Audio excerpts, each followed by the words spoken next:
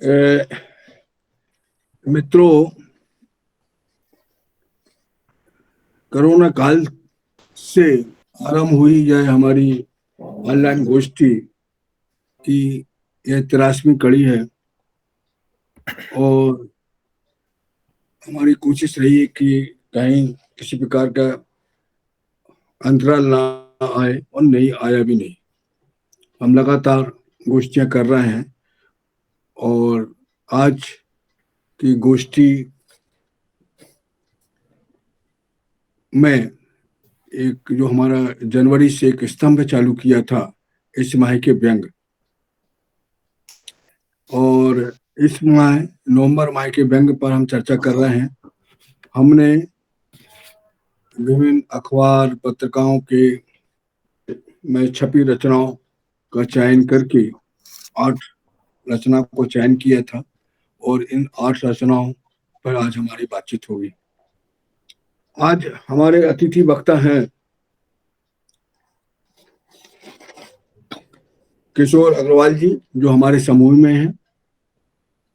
और उसके बाद अनुज खरे जी, आप व्यंगकार हैं, और इन्होंने एक व्यंग पे एक आंदोलन जैसा चलाया था, वन लाइनर व्यंग। और आप पहले भोपाल में थे, भास्कर में, आजकल दिल्ली नोएडा में है, आज तक चैनल में है। और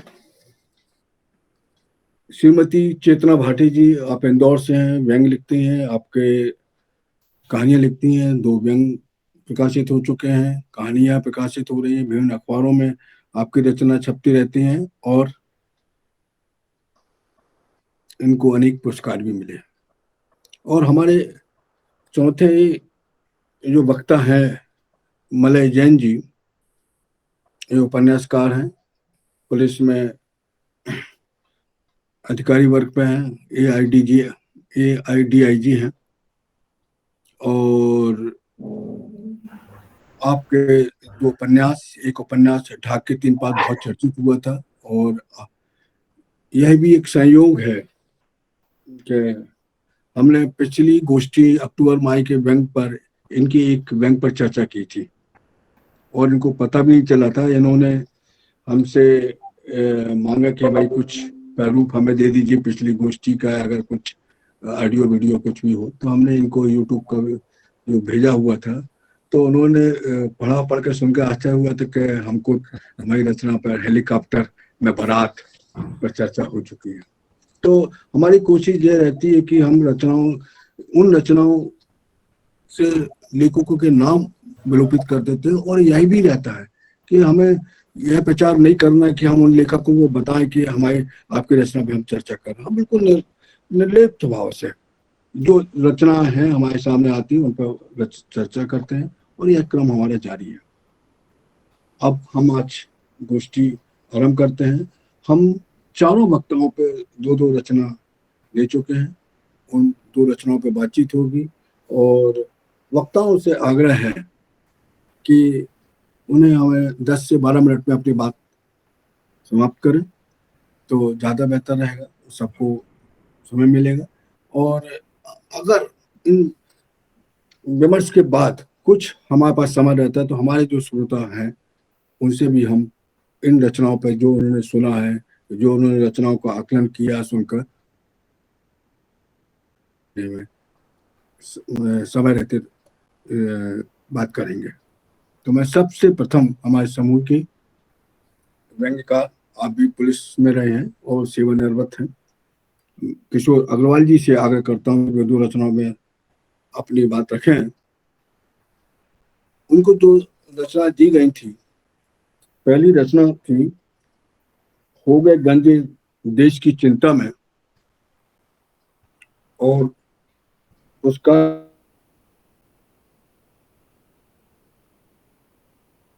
रचनाओं के लेखक का नाम जब हमारे वार्ताकार वार्ता खत्म कर लेंगे उसके बाद बताया जाएगा। मैं बहुत सम्मान के साथ किशोर अग्रवाल जी को आमंत्रित करता हूं कि इन रचनाओं पर बातचीत करें।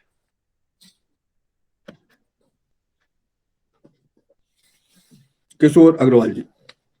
आपका ऑडियो ऑफ है किशोर जी, ऑडियो ऑन कर लीजिए। जी नमस्कार सैनी जी, नमस्कार तिवारी जी। व्यंगधारा समूह के समस्त सदस्यों का सादर अभिनंदन करता हूँ। विशेषकर आज जो इस गोष्ठी में उपस्थित हैं उन लोगों के लिए विशेष नमस्कार, और जो नहीं हैं उनके लिए भी। अभी जो मुझे समूह ने किसी व्यंग की समीक्षा के योग्य समझा, मैं इसके लिए मेरे पास शब्द नहीं है कि मैं समूह की इस निष्पक्षता और इतने जो समूह इतना समाज आदर देता है, इसकी मैं जितनी भी प्रशंसा करूं कम है। क्योंकि नए व्यक्ति को समूह में जुड़े हुए को इतना इस काबिल बना देना या समझना, ये बड़ी बात है। दो व्यंग मुझे मिले हैं, जैसा अभी सनी जी ने बताया, हो गए गंजे देश की चिंता में।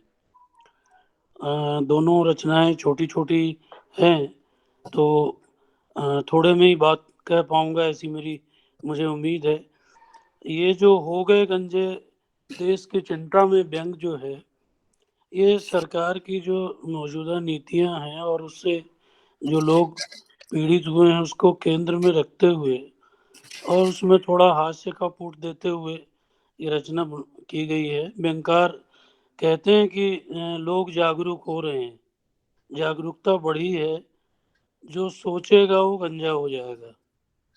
सही बात है। श्रीलाल शुक्ल ने राग दरबारी में कहीं कहा है कि समझदार की मौत है, जो समझेगा वही जो है चिंता करेगा और वही मरेगा। तो यहाँ तो इनका जो प्रतीक है वो सिर्फ गंजा हुआ है, तो जो समझेगा सोचेगा वो गंजा हो जाएगा। दूसरी ओर रचना जो है देश के फालतू जो चिंता करने वाले लोग हैं उनको भी निशाने पे लेती है कि राष्ट्रवादी गंजों को तो मुआवजा मिलना चाहिए, जो बिना मतलब बिना प्रयोजन के ही दुबलाए जा रहे हैं देश की चिंता करके। उनको जो सामूहिक रूप से गंजे हो रहे हैं उनको तो मुआवजा भी मिलना चाहिए। रचना में नोटबंदी का असर होते ही गंजेपन की शुरुआत दिखाई गई है और सतपुड़ा से थार हो रहा है। जो चिंतक है, जो सोच रहा है, वो बड़ा अच्छा बिंब है कि सतपुड़ा से थार हो गए। ये गंजेपन को दर्शाने के लिए उन्होंने सटीक भाषाई प्रयोग किया है।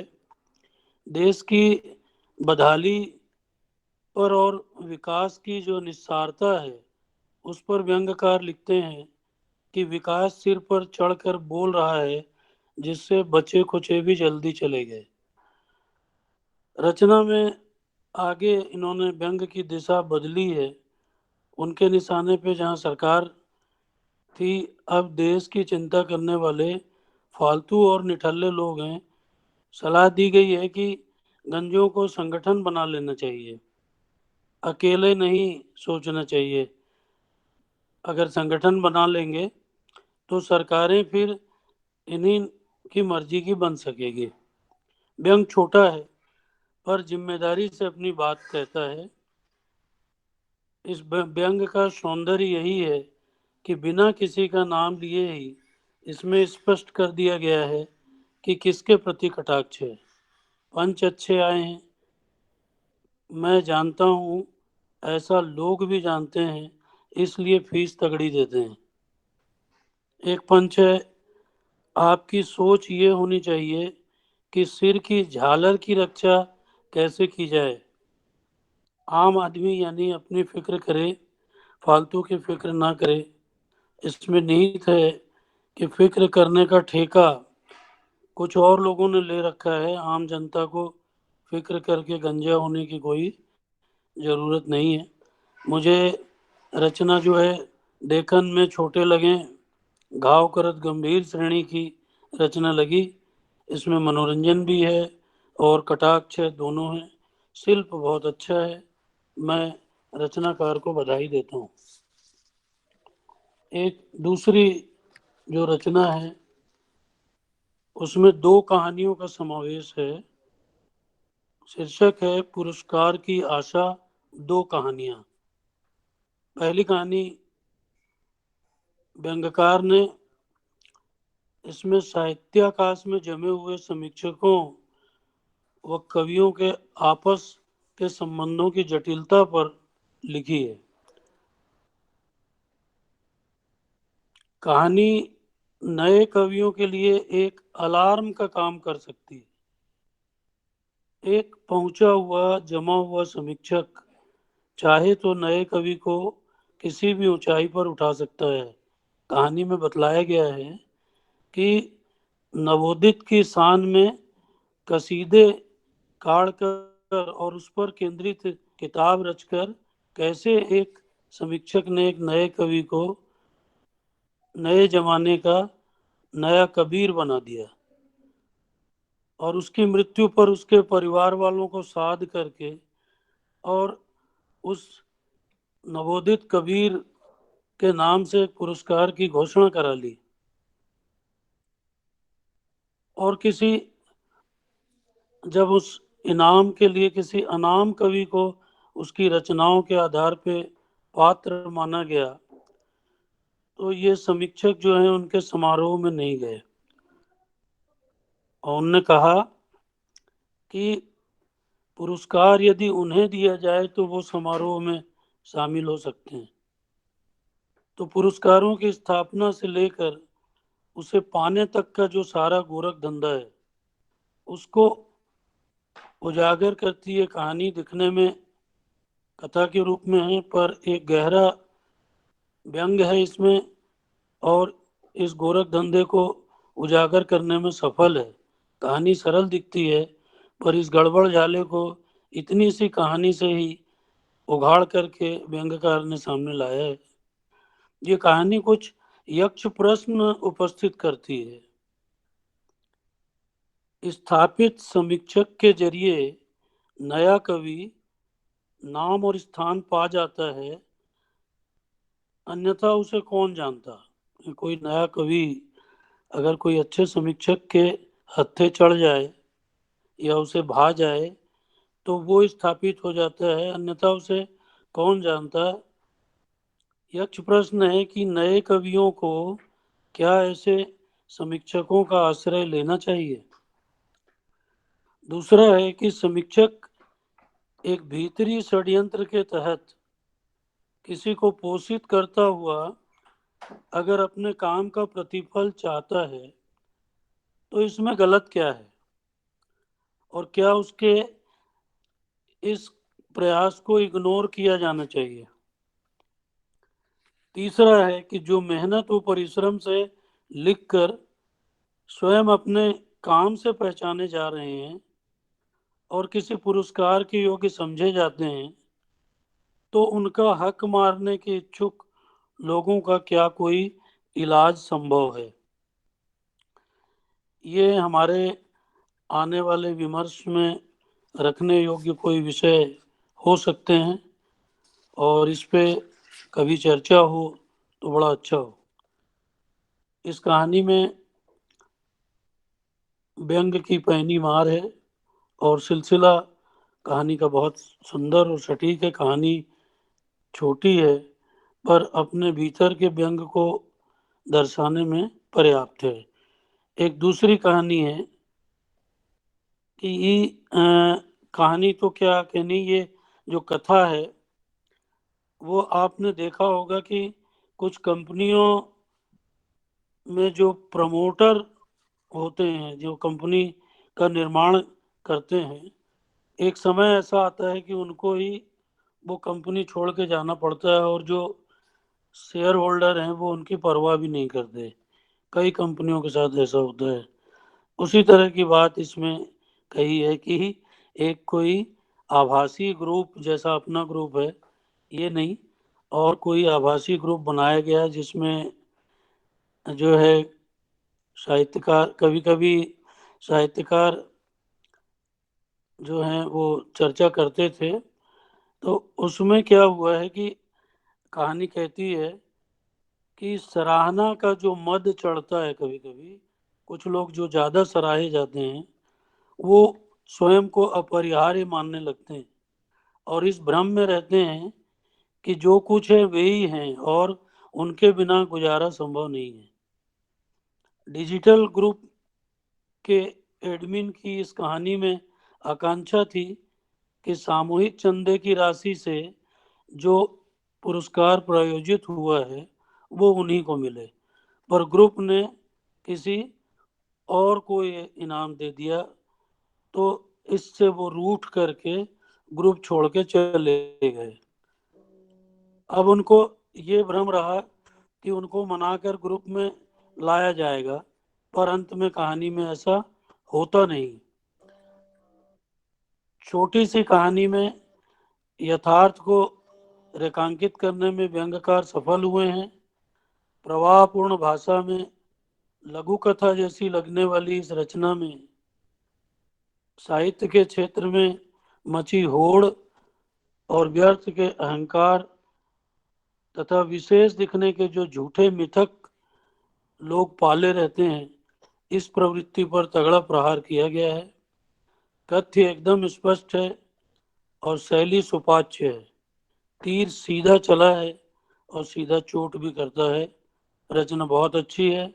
रचनाकार को मैं बधाई देता हूँ और इन दोनों रचनाओं पर कुछ कहने के लिए मुझे जो श्री सैनी जी ने अवसर दिया, व्यंगधारा समूह ने मुझे इस पर इस बात को कहने और सुनने का जो एक मौका दिया है, उसका मैं बहुत आभारी हूँ। दोनों ही रचनाएं मुझे अच्छी लगी। छोटी छोटी रचनाएं हैं परंतु बहुत अच्छी तरह व्यंग को प्रस्तुत करने में सफल रही हैं।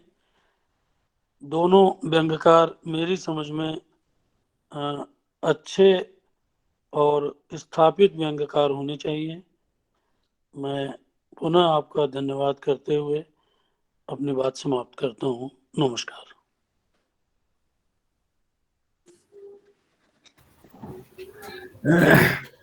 धन्यवाद अग्रवाल जी, आपने दोनों रचनाओं पर बहुत विस्तार से और बहुत बारीकी से अपनी बात रखी और अपनी बात के समर्थन पर उन्होंने अन्य रचनाओं या अन्य लेखकों का भी उदाहरण दिया, जो कि एक महत्वपूर्ण है। और इन रचनाओं की जो प्रकृति है और वर्तमान समय की जो प्रकृति है, उस पर आपने बातचीत की, बहुत आभार। और मैं इन दो रचनाओं के लेखकों का नाम आप लोगों को बता दूं। हो गए गंजे देश की चिंता में, यह रचना जवाहर चौधरी जी की है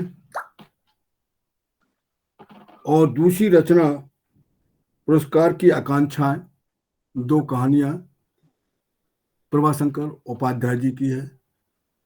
और दोनों रचनाओं में के जो संकेत हैं, चाहे पहली रचना के चाहे दूसरी रचना की, दोनों कहानियों के संकेत को आप समझ रहे होंगे, उनके बात को भी समझ रहे होंगे। एक महत्वपूर्ण रचना आज हमारे बीच में है। अब मैं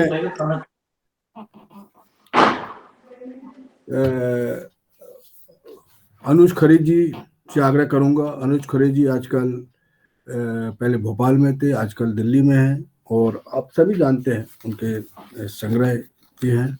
और अति व्यस्तता के बावजूद हमने लगभग 3-4 महीने से उनके पीछे पड़े हुए थे कि भाई आपको हमारे उसमें आना है। उनकी कहीं ना कहीं व्यस्तता थी और उन्होंने हमें आश्वासन भी दिया था कि मैं आऊँगा और वो आज की गोष्ठी के लिए तैयार हो गए। उन्हें हमने 2 रचना दी हैं। गमले में इतिहास पहली रचना और दूसरी रचना मुलाकात मच्छरों के विधान से। मैं अनुज खरे जी को बहुत सम्मान के साथ आमंत्रित करता हूं कि वे इन 2 रचनाओं पे अपनी बात करें। अनुज खरे जी। धन्यवाद भाई साहब। सभी आदरणीयों को सादर नमन करते हुए अपनी बात रखने की कोशिश कर रहा हूँ इसमें। अनुज जी, अगर कैमरा ऑन करने में कोई परेशानी ना हो तो वीडियो ऑन कर दीजिए, हम लोग देखेंगे तो और खुशी होगी। हाँ बिल्कुल, एक मिनट में लाइट भी सकता हूँ। इसी बहाने आपको मनोज देख भाई वैसे भी तो मिलेगा। मनोज भाई वैसे ईद के चांद हैं तो कम ही नजर आते हैं, इसलिए इनको कैमरा चालू रखना जी बड़े बिल्कुल। भाई का धन्यवाद बहुत। स्वागत है, बहुत बहुत स्वागत। वो पता नहीं किस एंगल से कैमरा है यहाँ, इसलिए मैं ऑन कर नहीं रहा था उसमें कि वो लाइट वाइट पता नहीं यहाँ कुछ भोपाल ही आया था। तो इसमें शायद लाइट का कोई एंगल यहाँ से ठीक आए, मेरे ख्याल से शायद यहाँ एंगल ठीक हाँ ये फर्स्ट क्लास है। परफेक्ट, बढ़िया, परफेक्ट। तो सभी को नमन करते हुए 2 रचनाएं हैं जिन पर मुझे बात करना थी आज। मुलाकात मच्छरों के प्रधान से और गमले में इतिहास। वह उसके पहले मेरा एक निवेदन है कि चूंकि मैं संपादन से जुड़ा हूँ, अलग अलग जगह संपादक रहा, बहुत सारी रचनाएं आती हैं संपादन के लिए, और इसके अलावा ऑनलाइन डिजिटल माध्यम से मैं लगभग पिछले 10-12 साल से जुड़ा हूँ। तो लगातार उस पे भी जो कुछ चल रहा है वो भी नजर रखता हूँ। तो 2 चीजें हैं, जब भी संपादक के पास कुछ चीज पहुंचती है तो बहुत निर्ममता के साथ वो चीजें देखने की कोशिश करता है। और ये अच्छी बात है कि नाम हटा दिया आपने तो आसान हो जाता है कि फिर सिर्फ रचना पर टिप्पणी करना है। तो मैं निवेदन इसलिए पहले कर रहा हूँ सारे कि कुछ हार्श चीजें लगेंगी, कुछ मैंने रचनाएं देखी तो उसमें कुछ ऐसा निकल के आया जो मुझे लगा कि बात होना चाहिए। तो जब भी संपादक के पास कोई रचना पहुंचती है तो वो ओवरऑल रचना पर नजर जरूर डालता है कि वाक्य विन्यास उसका कैसा है, भाषा शैली किस तरह की है, बात रचना आपने कह पाई या नहीं कह पाई है, भाषिक आधार पर किस तरह की पूरी वो रचना रही है। इसके अलावा जो उद्देश्य है किसी रचना का, क्या वो कम्युनिकेट हो पाया है, यानी वो दिमागों को, दिलों को झकझोरने में सफल हो पाई या नहीं हो पाई है। तो ऐसे बहुत सारे प्रतिमान हैं जिन पे रचनाओं को देखने की कोशिश की है मैंने, और उसके आधार पर जैसे पहली रचना है गमले में इतिहास। गमले में इतिहास जो व्हाट्सएप पे चल रहा है आजकल, उस व्हाट्सएप यूनिवर्सिटी को लेकर बहुत एक सार्थक रचना लिखी गई, बहुत अच्छी रचना लिखी गई है जिसमें काफी बातें की गई हैं। तो 2 बातें, पहले मैं इसकी अच्छी जो बातें हैं वो लाना चाहूंगा कि उन्होंने बहुत सिंबॉलिक बात की है, बहुत प्रतीकात्मक तरीके से अपनी बात की है कि बहुत सारी चीजें वो लेकर आए हैं, और जिसमें उन्होंने लिखा है कि इस कुंठित समय में वो मतलब पूरा हिस्सा मैं चाहूंगा कि एक बार मैं पढ़ के बताऊं आपको कि बहुत अच्छी बात है। वो अंतिम जो उनका है कि प्रश्नों से अधिक उत्तर के उत्पादन हो रहे हैं। आपने प्रश्न सोचा, उसके पूर्व ही उत्तर आपकी हथेली पर होगा, लेकिन इसमें दिमाग का इस्तेमाल नहीं करना है। दिमाग का इस्तेमाल पूरी तरह से वर्जित है। कुंठित वातावरण में गमले का इतिहास खूब फलता फूलता है।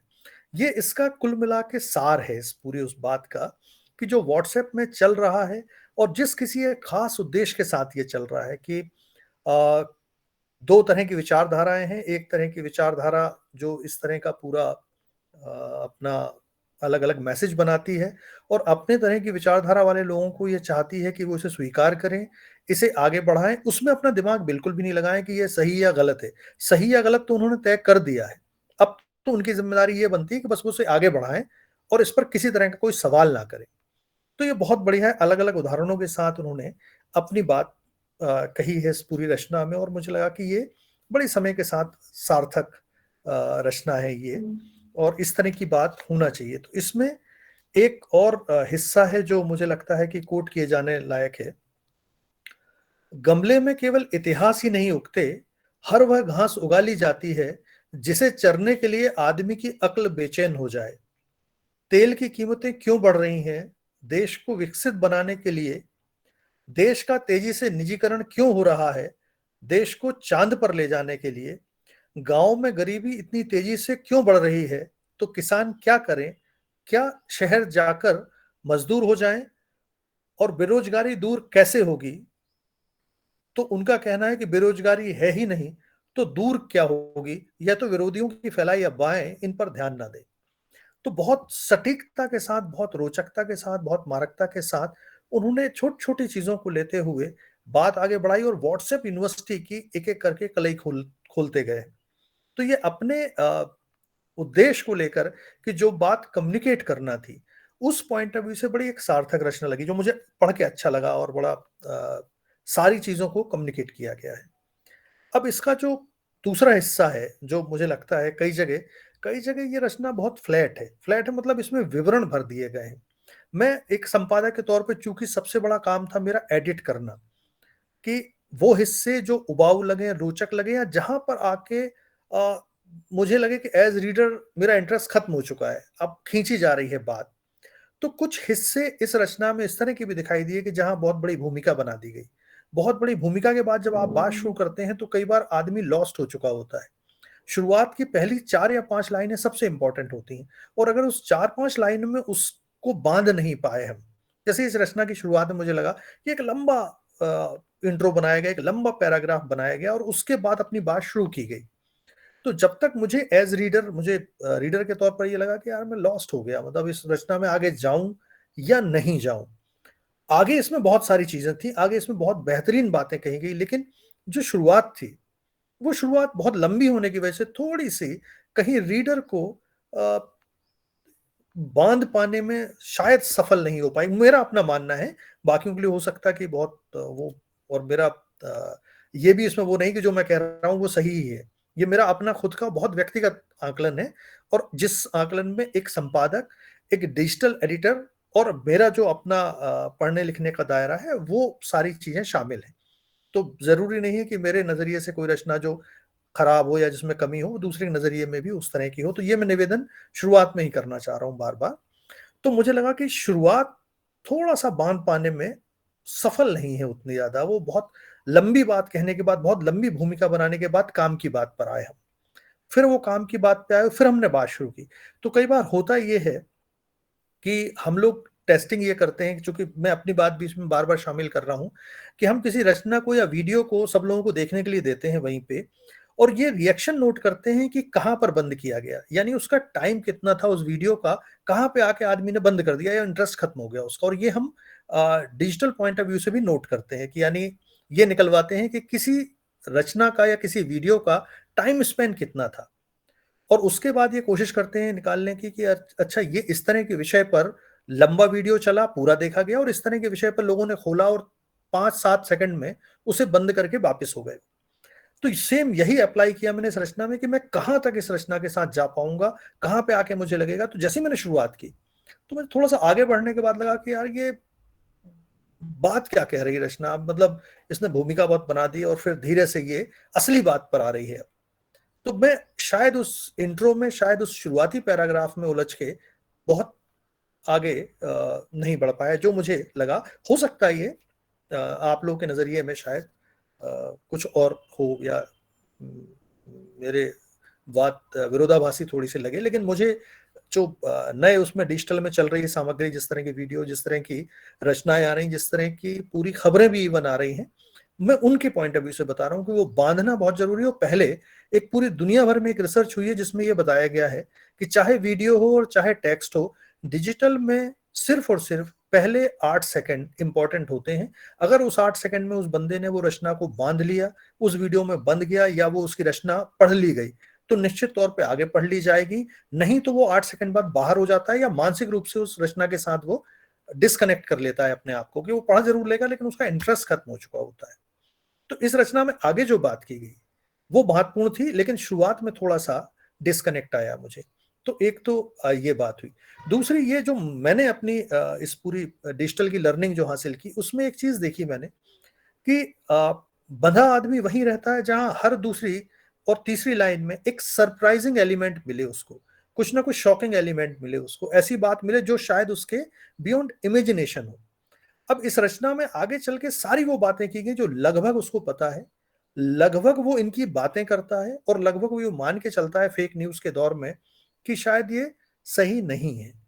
तो अगर आप मेरे इमेजिनेशन को, आप मेरे एक्सपेक्टेशन को चैलेंज कर नहीं रहे हो, तो आपकी बात अच्छी है, लेकिन वो एक बहुत बड़ी जो रचना है और बहुत जो कालजयी लंबे समय तक याद रखने वाली रचना है, वो शायद उतनी उस पैमाने पे बहुत खरी नहीं उतर पाएगी।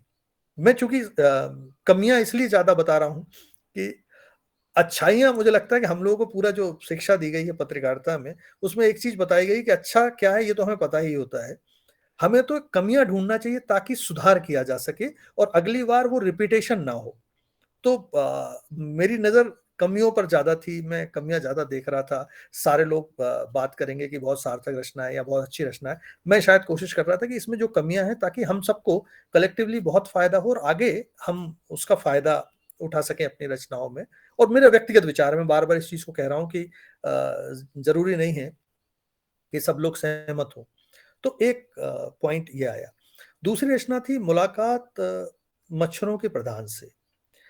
अब मैं बहुत बहुत मतलब विनम्रता के साथ इस बात को कहना चाहता हूँ कि ये बहुत पुअर रचना है। मतलब अब सॉरी जिनकी भी रचना होगी, मैं उनसे बहुत हाथ जोड़कर निवेदन कर रहा हूँ और ये व्यक्तिगत विचार है मेरे। मैं फिर कहना चाहता हूँ, हर आदमी रचना लिखता है, बहुत बेहतरीन लिखता है, उसके हिसाब से बहुत सार्थक होती है, लेकिन ये बहुत कमजोर रचना है। इसमें विवरण दिए गए हैं, असल में विवरण पूरे घटनाएं कि वो मच्छर मिले, मच्छर से बात की, हास्य के पैमाने पर लिखी गई एक रचना है। हास्य सबसे कठिन है लिखना। मेरा मानना है कि चूंकि मैंने कुछ प्रयास किया है, मलय भाई ने बहुत प्रयास किया, जिनकी रचनाएं मैंने पढ़ी, बाकी लोगों की जब जब रचनाएं पढ़ी है मैंने, तो मुझे लगा कि हास्य वो चीज है जो बहुत बहुत मुश्किल से वो इसके लाता है कि वो हास्य पैदा करना रचनाओं में। तो ये हास्य के अगर पैमाने पर लिखी गई रचना है और इसमें हास्य पैदा नहीं हो रहा है, सिर्फ घटनाओं का विवरण हो रहा है, या हम एक कहानी से सुना रहे हैं कि फिर मैं गया फिर मिला, या ये मान लेना कि मिनका महाराज या खरपतवार जी ये रीडर को हंसा पाएंगे या रीडर को ये लगेगा कि यार इससे हास्य पैदा हो गया है, तो ये बहुत पुरानी सोच हो सकती है कि अगर हमने कोई नाम निकाल लिया और हम उसको हास्य मान के चल रहे हैं, या हमने सब्जेक्ट ऐसा ढूंढ लिया है जो अपने आप में हास्य पैदा कर देगा कि डेंगू, चिकनगुनिया या मच्छर से मेरी मुलाकात हुई और फिर मैंने खरपतवार जी और मिनका महाराज डाल दिया और इन चीजों के मिक्सचर से मान लूं कि बहुत ही हास्य पैदा हो चुका है और ये रचना कालजयी हो चुकी।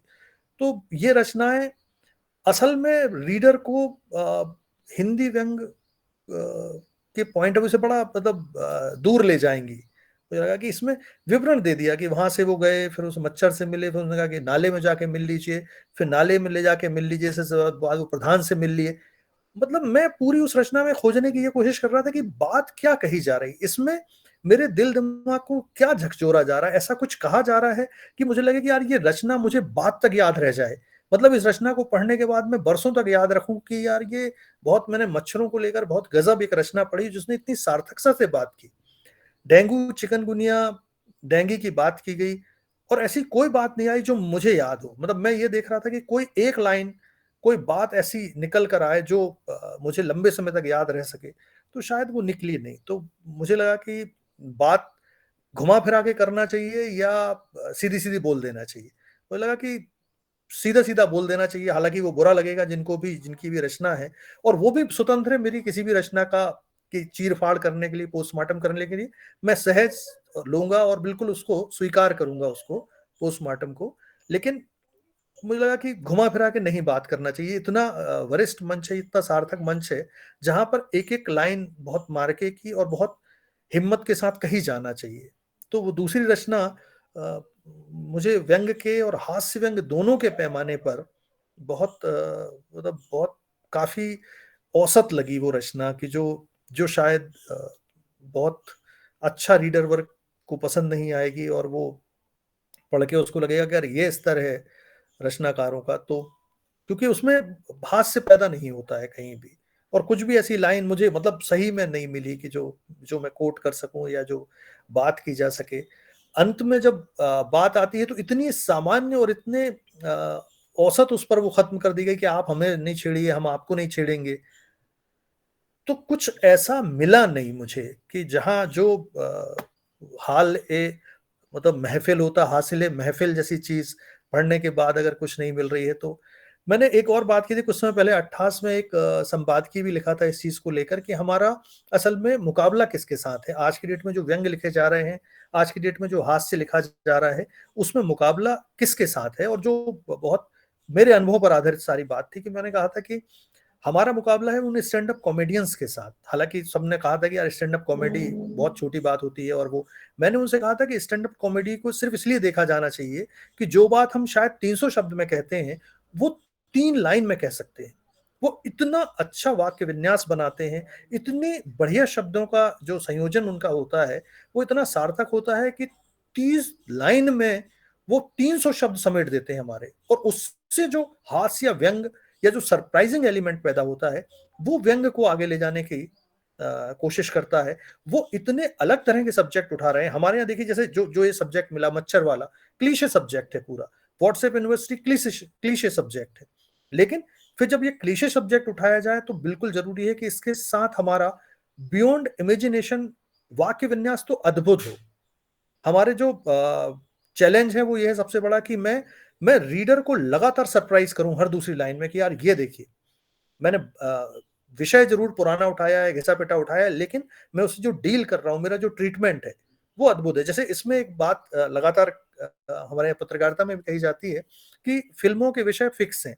फिल्मों में व्यंग, फिल्मों में रोमांस होता है, फिल्मों में एक्शन होता है, हॉरर होता है, कॉमेडी होती है। यही विषय पिछले 150 साल से इन पे फिल्में बनाई जा रही, 4 विषय तय हैं, लेकिन इनके ट्रीटमेंट से पूरा गेम बदल जाता है। वही एक विषय उठाता है राजकुमार हिरानी और वही एक विषय उठाते हैं शायद राम गोपाल वर्मा। राजकुमार हिरानी उसी सब घिसे पिटे सब्जेक्ट पर जो चीज बनाता है आप वाह वाह कर उठते हैं। ट्रीटमेंट का फर्क है। तो सेम यहां भी यही फॉर्मूला लागू होता था कि हमने सब्जेक्ट जरूर घिसा पिटा उठाया है, लेकिन उसका ट्रीटमेंट इतना बेहतरीन कर दिया जाए कि वो लंबे समय तक वही रचनाएं याद रख ली जाएं, वही छोटी सी रचनाएं, मतलब ऐसा लगे कि यार ये शेयर किया जाए इस रचना को। मैं इसी नजरिए से इसको पढ़ने की कोशिश कर रहा था कि इनमें से कौन सी एक रचना होगी जिसे मैं इमीडिएट अपने किसी ग्रुप में शेयर कर दूंगा। तो मुझे लगा कि अगर मैं शेयर नहीं कर रहा हूं इस रचना को, इसका मतलब इस रचना को शेयर करने मुझे कोई प्राइड का अनुभव नहीं हो रहा, कुछ ऐसा नहीं मिल रहा है जो आगे बढ़ाई जाना चाहिए ये बात, तो वो रचना वहीं समाप्त हो गई। तो ऐसी रचनाएं जो रीडर को कुछ दे नहीं रही हैं या जो सिर्फ इसलिए अच्छी रचना के रूप में याद रखी जाए कि नहीं साहब वो बस लिख दिया है मैंने, कुछ चीजें उसमें जोड़ दी गई हैं, कुछ घटा दी गई हैं और मिला जुला के मैंने बहुत बेहतरीन एक रचना कर दी, ये निश्चित तौर पर रीडर को हमसे दूर ले जाएगा, मेरा ऐसा मानना है। और बहुत मतलब मैं फिर से माफी चाहता हूं कि मैंने बहुत ब्लंटली कुछ बातें कही हैं जो मुझे शायद नहीं कहना चाहिए, क्योंकि मेरा खुद का अपना इस तरह कोई अनुभव या इतना बड़ा मेरा कद औधा भी नहीं है कि मैं शायद इतनी बड़ी बातें कह सकूं। लेकिन मैंने एक फॉर्मूला लगाया था सिर्फ कि मैं रीडर के तौर पे जो पढ़ूंगा और उसे पढ़कर जो मेरे मन में आएगा, जो पहला ख्यालात मेरे मन में आएगा, बिना उसे फिल्टर करे मैं एज इट इज बताऊंगा। और इस बात को लेकर माफी मांग लूंगा कि अपनी इतनी बड़ी हैसियत ना होने के बावजूद भी मैं इतनी बड़ी बातें कह रहा हूं। तो ये शायद भला हो सबका तो बहुत अच्छी बात है। मैं माफी जरूर चाहूंगा दोबारा कि मतलब इसमें शायद मैंने ये बातें कही वो उनको बुरी लगेंगी, खराब लगेंगी, और मेरी इतनी हैसियत भी नहीं है कि मैं शायद उन पे इस कदर टिप्पणी करता। लेकिन एक ईमानदार रीडर के हैसियत से मैंने सारी बातें कही हैं जो मैं चाहूंगा कि ये है। और अवसर देने के लिए मुझे बहुत बहुत धन्यवाद। इस ग्रुप में बात इतने वरिष्ठ लोग जुड़े हुए हैं, उनके सामने आपने बात कहने का मौका दिया, तो मैंने भी बहुत दिल से अपनी बात कही, रीडर के तौर पे बात की। व्यक्तिगत तौर पे मैं इससे भी खराब बातें अपनी रचनाओं के लिए झेलने के लिए तैयार हूं, तब उस दम पर ये बातें कह पा रहा हूं। तो बहुत धन्यवाद सभी का और नमस्कार। धन्यवाद अनुज जी। हमारी कोशिश भी यही है कि हम मतलब रीडर के तौर पे बातचीत करें, खुल के बातचीत करें। जो खराब है खराब है, जो अच्छा है अच्छा है, सब हमारे मित्र हैं। और हमारा प्रयास भी है कि व्यंग में जो चल रहा है, जो भी चल रहा है, अराजकता है या गड़बड़झाला है, कुछ भी लिखा जा रहा है, उस पर बात होनी चाहिए। अगर अच्छा लिखा जा रहा है तो जैसा कि आपने बोला कि अच्छे पे सिर्फ अच्छा कह के बात आगे बढ़ जाएगी, किंतु जहां पर पॉइंट करना है उन्हें हमें पॉइंट करना ही पड़ेगा, जब ही हम अच्छे की कल्पना कर सकते हैं कि अच्छा लिखा जाएगा। और यही प्रयास भी व्यंगधारा का है और हमारे मित्रों का भी है। और हमें बड़ी खुशी हुई, बहुत ज्यादा खुशी हुई कि आपने खोलकर अपनी दिल की बात कही।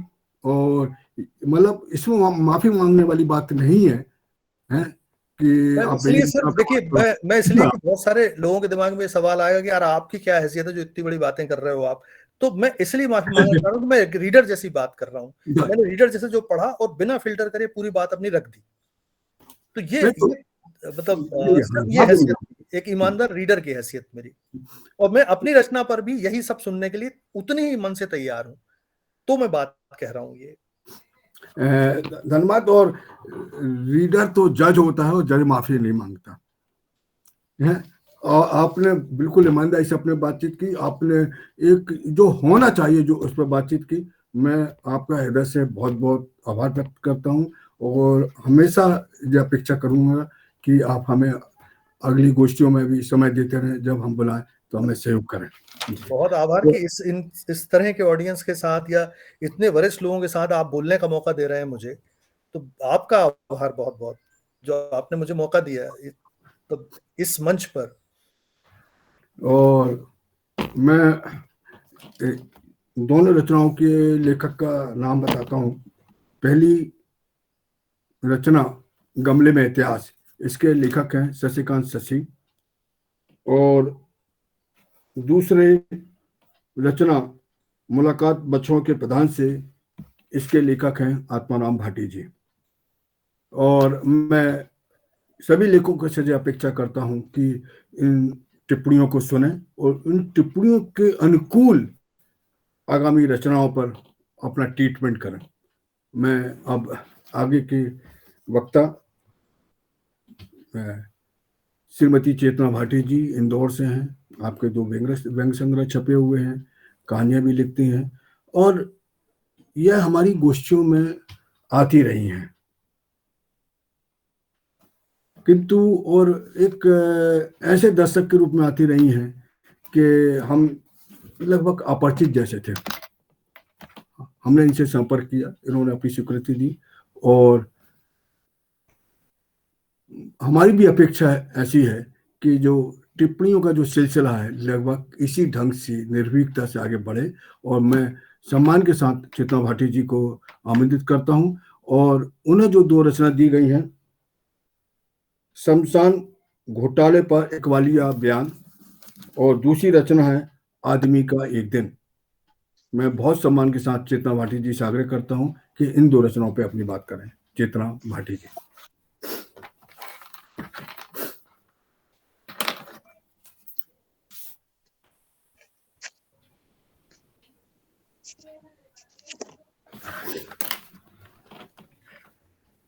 जी चेतना जी, स्वागत। नमस्कार आदरणीय सभी प्रबुद्धजन। स्वाध्याय से, गुरुजनों से, गुणीजनों से सुनते बुनते जो भी कुछ थोड़ा बहुत सीख पाई हूँ, उसके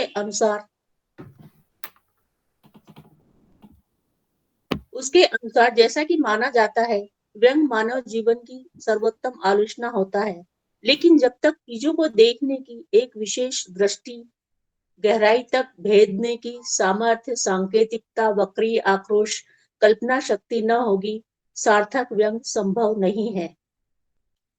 विरोधाभास, दिन प्रतिदिन की घटनाएं, परिस्थितियां उद्वेलित कर कलम चलाने को प्रेरित करती हैं।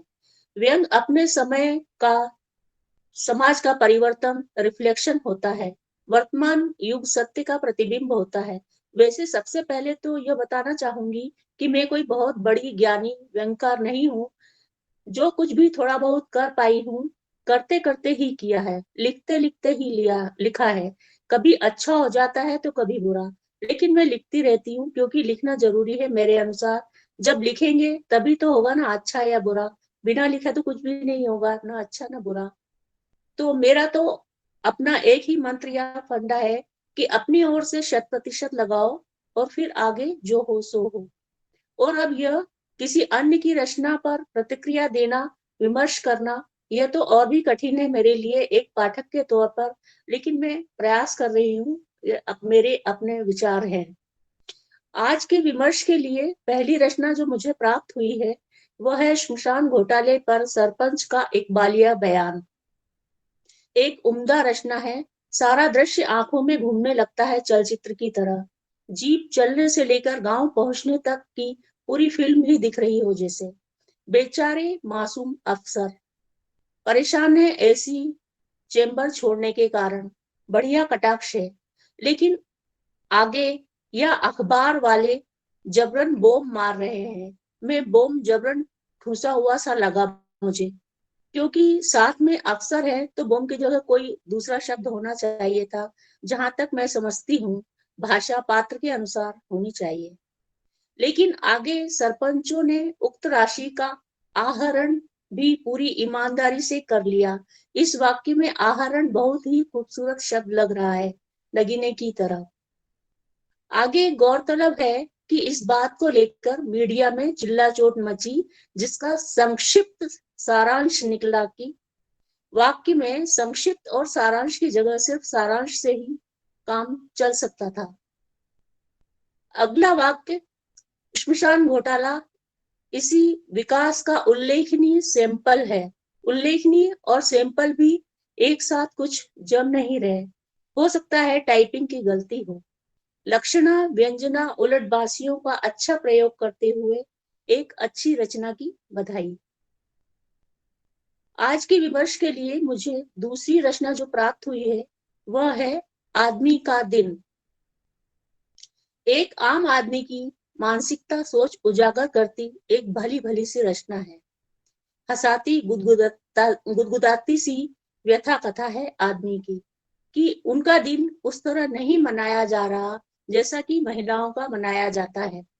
बड़ा कारण तो बाजारवाद है जो प्रॉफिट पर, फायदे पर चलता है। जब सभी के दिन तय है तो एक दिन यह भी क्यों छोड़ा जाए?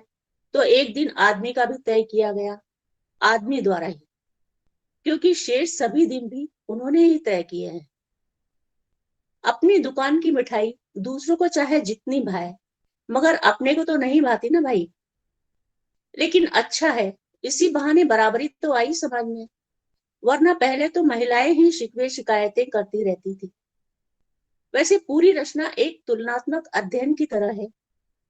जब सबके अपने अलग अलग दिन तय हैं तो मनेंगे भी अपनी अपनी तरह ही ना। सब एक जैसे एक ही तरह कैसे मान सकते हैं? व्यंग आम आदमी का दिन पढ़ते हुए याद आया कि बहुत पहले, पिछली शताब्दी में, मैंने एक व्यंग लिखा था, महिला दिवस को सार्थक करने के नुस्खे। तो उसमें मैंने अपनी इच्छा व्यक्त की थी कि महिला दिवस की सार्थकता इसमें है कि जब पुरुष दिवस मनने लगे, यानी महिला दिवस तो सार्थक हुआ समझिए। एक वाक्य है यहाँ, यदि आदमी प्रजाति को समाज ने इतना उपेक्षित किया तो कहीं ये प्रजाति लुप्त ही ना हो जाए, के संदर्भ में यही कहना है कि दिन प्राय लुप्त प्राय प्रजातियों के ही तय किए जाते हैं। एक अच्छी रचना जो शुरू से अंत तक बांधे रखती है, रोचक पठनीय है। आभार, धन्यवाद व्यंग्यधारा मुझे यह अवसर प्रदान करने के लिए।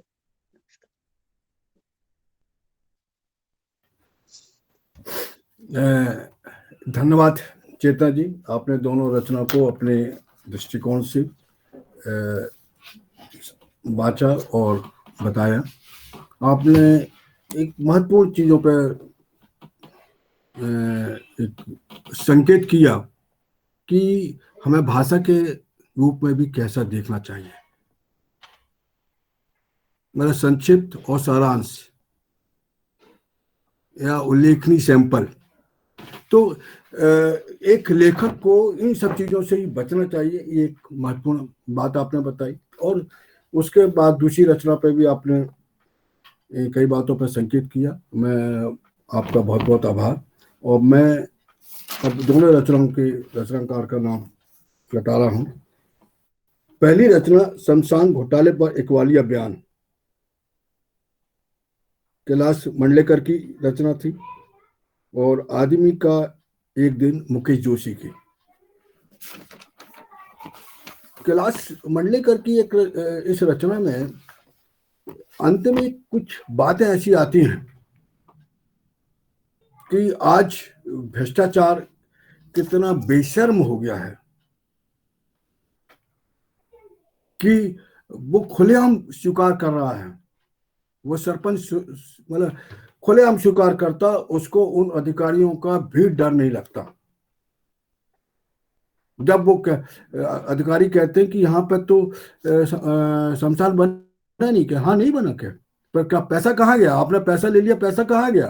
तो कहता है देवकी के बुंदे ले लिए, एक के लिए वो ले लिया, ये बोल आप बताओ तो क्या आपको तो केस चलेगा कि हाँ भ्रष्टाचार तो पहले भी हुए। कितनी बेशर्मी से वो बोलता है, बोफर्स घोटाला हुआ है, कॉमनवेल्थ घोटाला हुआ है, ऐसे तमाम घोटाले के नाम देता है। और उसके बाद जो बात रचना खत्म होती है कि साहब आप चाय पियेंगे क्या? क्या बात है! इसी चाय ने इतना उजागर कर दिया, इतने बेशर्म कर दिया है अफसरों को या दूसरे पूरे जाति को जो घोटाले हैं कि आप चाय पियेंगे क्या। उसको मालूम है कि चाय पिलाने से सब मामला खत्म हो जाता है। यह बात मंडली गद्दी की रचना में आई है और वे बधाई के पात्र हैं। और अब मैं आज की गोष्ठी के चौथे वक्ता मलय जैन, आप सब परिचित हैं। उनका एक व्यंग्य उपन्यास बहुत चर्चित भी रहा था, ढाक के 3 पात। मैं बहुत सम्मान के साथ मलय जैन जी को आमंत्रित करता हूं कि वो 2 रचनाओं पर बातचीत करें। उन्हें जो रचना दी गई है, विवादित बयानों से बाज न आने वाले वीर, और दूसरी रचना है मोका सिंह का पर्यटन मिशन। मैं सम्मान के साथ इन रचनाओं पर बात करने के लिए मलय जैन की आमंत्रित करता हूं। बहुत बहुत धन्यवाद आदरणीय रमेश सैनी साहब। पूरे व्यंग्यधारा परिवार का बहुत आभार कि लगातार मेरे लिए 2 एक साथ चीजें हुई कि एक तो आज आपने 2 व्यंग्य पे मुझे बोलने के लिए आमंत्रित किया, और दूसरा जैसा कि रमेश सैनी साहब ने बताया तो मैंने उनसे जस्ट एक रूटीन में मांगा था कि किस तरीके का प्रोग्राम होता है, मुझे एक लिंक भेजें। और जब मैंने सुनना शुरू किया तो देखा कि वो हेलीकॉप्टर में बारात जो अभी उसमें जिंदगी में आया था उसी पर ही चर्चा थी। तो आपके बातों को बिल्कुल सिर माथे लेते हुए, हालांकि रमेश तिवारी जी इतने वरिष्ठ आलोचक यहाँ बैठे तो मैं पता नहीं क्या कहा के क्या बोलूंगा, लेकिन ये है कि एक पाठक की दृष्टि से आपने जो 2 व्यंग्य मुझे भेजे हैं, उसमें पहला तो है कि विवादित बयानों से बाज न आने वाले वीर। तो साहब विवादित बयान तो हमारे देश में आजकल ऐसा है कि इसको यही एक चीज ऐसी जो हमको कहीं से इंपोर्ट करने की जरूरत नहीं रहती है, हम इसमें एक्सपोर्ट करने में भारी समर्थ हैं, और कुछ हो ना हो बयान हमारे यहाँ से जरूर दिए जा सकते हैं। तो इस बहुत अच्छे विषय पर ये एक व्यंग्य लिखा गया है। हालांकि देखा जाए तो इन सब चीजों पे पहले भी व्यंग्य लिखे गए। रविन्द्रनाथ त्यागी जी ने बात में से बात लिखा था, है ना। सुशील सिद्धार्थ जी ने भी बातन हाथी पाई ये लिखा था। इसमें थोड़ा थोड़ा कहीं इस टाइप की चीज उसमें आई है। मेरा भी शायद 10 एक साल पहले एक व्यंग्य इसी जुबान के ऊपर से आया था कि बंद रही तो खाक की और फिसल गई तो लाख की।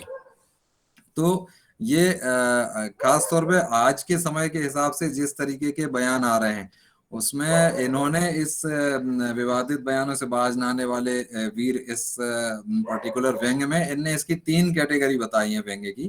कि पहली कैटेगरी बताई है वो है विवादास्पद बयान, और दूसरी जो है वो कैटेगरी बताई है हास्यास्पद बयान। तीसरी कैटेगरी उनने लिखी है ऐसे ही कोटि के वे बयान जिनको की मीडिया या किसी को कोई तवज्जो नहीं देता। तो मैं अपने पाठकीय दृष्टिकोण से विवादास्पद हास्यास्पद के बाद ऐसे बयान को मैं फुस्यास्पद टाइप का बयान एक शब्द इसमें दे सकता हूँ। तो इस तरीके के 3 बयान हैं। और वास्तव में हम देखें तो जो दूसरी कोटि के हास्यास्पद बयान, तो हम लोगों ने अभी कुछ समय में देखा कि कुछ राज्य इसमें बहुत ही मंच लूटा उन्होंने, चाहे उत्तराखंड हो या त्रिपुरा हो। और बाकी जो पहली कैटेगरी उसमें हमारा मध्य प्रदेश भी कम समृद्ध नहीं है। तो अब आते हैं कि इस व्यंग्य पे कि किस तरीके के जो आजकल बयान दिए जा रहे हैं। दुष्यंत कुमार जी ने एक कुछ लाइनें लिखी थी, उन्होंने ये लिखा था कि जो इस तरह की फिसलते ही चले गए, हमें पता नहीं कि इतना ढलान था। तो आज का नेता यदि बयान दे रहा साहब, तो उसको मालूम है कि कितना फिसलना है और वहां पर कितना ढलान है। तो इसी दृष्टिकोण को रखते हुए बड़े एक सोची समझी गई रणनीति के तहत इस तरीके के बयान वीर जो है वो बयान जारी करते हैं। और इसी ये बात जो है, जो 3 कैटेगरीज आपने बता दी हैं कि हास्यास्पद, तो उसी में ये एक विषय जो है बड़ा एक प्रेरणास्पद विषय व्यंग्य लिखने के लिए हो गया है। अब आते हैं कि इस पर्टिकुलर व्यंग्य में व्यंग्य कितना है कितना नहीं है, भाषा, विचार और सरोकार, जो इन सारी चीजों की एक मेन जो उसकी कहना चाहिए कि मेन आत्मा होती व्यंग्य की, वो कितना है। तो सबसे जरूरी तो इसमें आता है विचार, क्योंकि बहुत सारे व्यंग्य जो हम देखते हैं उसमें किसी एक विचार को लेके व्यंग्य शुरू होता है और धीरे धीरे हम देखते हैं कि दूसरे तीसरे पैरा से वो एकदम डिस्ट्रैक्ट हो जाता है। तो इस व्यंग्य का शीर्षक ही, हालांकि एक चीज मैं कहूंगा कि व्यंग्य बहुत अच्छा, लेकिन मैं इसके शीर्षक को लेकर मुझे थोड़ी सी दिक्कत ये है कि शीर्षक को एकदम से ऐसा नहीं होना चाहिए तो इतना लंबा शीर्षक की विवादित बयानों से बाज न आने वाली वीर, है ना। इसको थोड़ा सा ऑब्लिक वे में किसी व्यंजनात्मक ढंग से इसको शीर्षक रखा जाना चाहिए, ऐसा मेरा मानना है। तो लेकिन विचार की जहां तक बात है, इसमें पूरा जो विचार है जिस चीज को लेके चला है, ये शुरू से आखिर तक उसमें बना रहा है और कहीं भी व्यंग्य में ये पटरी से नहीं उतरा। तो इस अर्थ में इसकी एक मेन सफलता तो ये कही जा सकती है कि उसने जिस चीज को, जिस थीम को लेके स्टार्ट किया था, वो लास्ट तक बनी रही। सेकंड चीज आती है भाषा की बात। तो भाषा के लिए तो व्यंग्यकारों को सीखने के लिए बहुत ही बढ़िया हमारे रमेश तिवारी जी ने लिखी दी है व्यंग्य यात्रा में कि व्यंग्य और भाषा का प्रश्न। तो इसमें ही आपका कहना है कि व्यंग्य में भाषा का टेढ़ा होना ही उसकी खूबसूरती है और व्यंग्य में बांकपन होना अनिवार्य है। तो ये वाला व्यंग्य जो है ये भाषा की दृष्टि से भी मुझे तो कम से कम बहुत समृद्ध लगा। और मैं चाहूंगा कि थोड़े से इसके कुछ कुछ अंश में बता भी दूं। जैसे एक जगह व्यंग्यकार लिख रहे हैं कि कुछ नेताओं की एक बाइट में वो शब्द शक्ति होती है कि जो उसके आगे मेघनाद का शक्ति पाश भी पानी मांग ले। फिर लिख रहे हैं कि ये बयानवीर त्रेता युग में जन्मे होते तो नर वानर एकता में नस्लभेद पैदा कर देते। फिर नेक्स्ट आया, द्वापर में जन्मे होते तो पांडवों को अल्पसंख्यक घोषित कर देते। तो इससे हम समझ सकते हैं कि वहां उस पौराणिक आख्यानों को जोड़ते हुए किस तरीके से हमारे नए इसको जोड़ा है। तो मैं इसको कहूंगा कि बहुत बड़ी एक और चीज बहुत अच्छी लगी कि जिस दिन बयानवीरों को चर्चा में आने का मन होता है, वो अपनी जिह्वा के छत्ते से, देखिए इसमें शब्द, जिह्वा के छत्ते से विवाद का मधुरस टपका देते हैं। लोग कई दिनों तक उसमें उसी मधुरस में लिपटते चिपटते रहते हैं। तो मेरी जो अपना एक पाठकीय दृष्टिकोण से अपनी तरफ से एक ये पूरा परफेक्ट व्यंग्य। और बात यदि थोड़ी बहुत कमी की जाए तो मुझे लगा कि इसके शीर्षक में थोड़ा सा कहीं कुछ सुधार होना एक अपेक्षित था और उसको थोड़े दूसरे ढंग से भी किया जा सकता था। तो कुल मिला के एक बहुत अच्छा व्यंग्य। दूसरा व्यंग्य है जो उसका शीर्षक है कि मौका सिंह का पर्यटन मिशन। तो इस तरीके के जो बहुत सारे हम लोग आजकल व्यंग्य लिखे जाते हैं, जैसे मौका सिंह से ही थोड़ा सा एक अर्थ समझ में आता है कि हम किस चीज को ले जा रहे हैं। तो इस विषय की जो मेन थीम है वो ऐसे मौकापरस्त नेताओं की है जो कि अपना उल्लू सीधा करने के लिए किसी न किसी मौके की तलाश करते हैं कि कहीं पर कोई घटना हो और वो पूरा अपना लाव लश्कर समेट के वहां से चल पड़े। तो सुशील सिद्धार्थ जी ने इन लोगों के लिए बड़ी अच्छी बात कही थी कि हर एक के फटे में टांग डालो और ना फटा हो तो पहले फाड़ो फिर टांग डालो, यही सच्चा हस्तक्षेप है। तो ऐसे अनेक हस्तक्षेप आज हमारे सामने हैं जहां ऐसे फटों की प्रतीक्षा की जाती है कि इधर फटा और उधर उन्हें टांग डाली। अभी के कुछ समय के उदाहरण आप देखेंगे तो बिल्कुल ये पूरा मौजूद हो जाता है। जिन लोगों का डायरेक्टली कोई मतलब ना हो वो भी टांग डाल देते हैं और फटे को मिल बांट कर और फाड़ रहे हैं। एक कहावत, बड़ी पुरानी कहावत हम लोग पढ़ते आए हैं कि तेली का तेल जले मशालची का दिल जले। लेकिन मैं कहूंगा कि आज की भी यही आवश्यकता है, क्योंकि मशालची के दिल की जलन ही वो ईंधन है जिससे प्रतिकूल सरकार के विरुद्ध सरोकार की कार सरपट भागती है। तो इस व्यंग्य के शीर्षक से जैसा कि स्पष्ट है, मौका सिंह ही वो सफल हस्तक्षेप करता है। और व्यंग्य में जो अच्छी बात कही है, इसमें मुझे बहुत अच्छी चीज लगी, वो इस चीज को उन्होंने एक पर्यटन का एक मिशन माना, मतलब मिशन मोड में इसको पर्यटन माना है इनने। मौका सिंह इस व्यंग्य में हिंसक घटनाओं की प्रतीक्षा करते हैं और फिर पहले ये देखते हैं कि वहां अनुकूल सरकार है या प्रतिकूल सरकार है। जहां अनुकूल सरकार है वहां वो चुप्पी बांध जाते हैं और जहां प्रतिकूल सरकार होती है वहां उसको आग में घिसने के लिए वहां अपने पूरे लाव लश्कर के साथ वो रवाना हो जाते हैं। तो वहां जाने के कार्यक्रम को ये पर्यटन मिशन कहते हैं और जो घटना स्थल होता है उसको ये पर्यटन स्थल कहते हैं।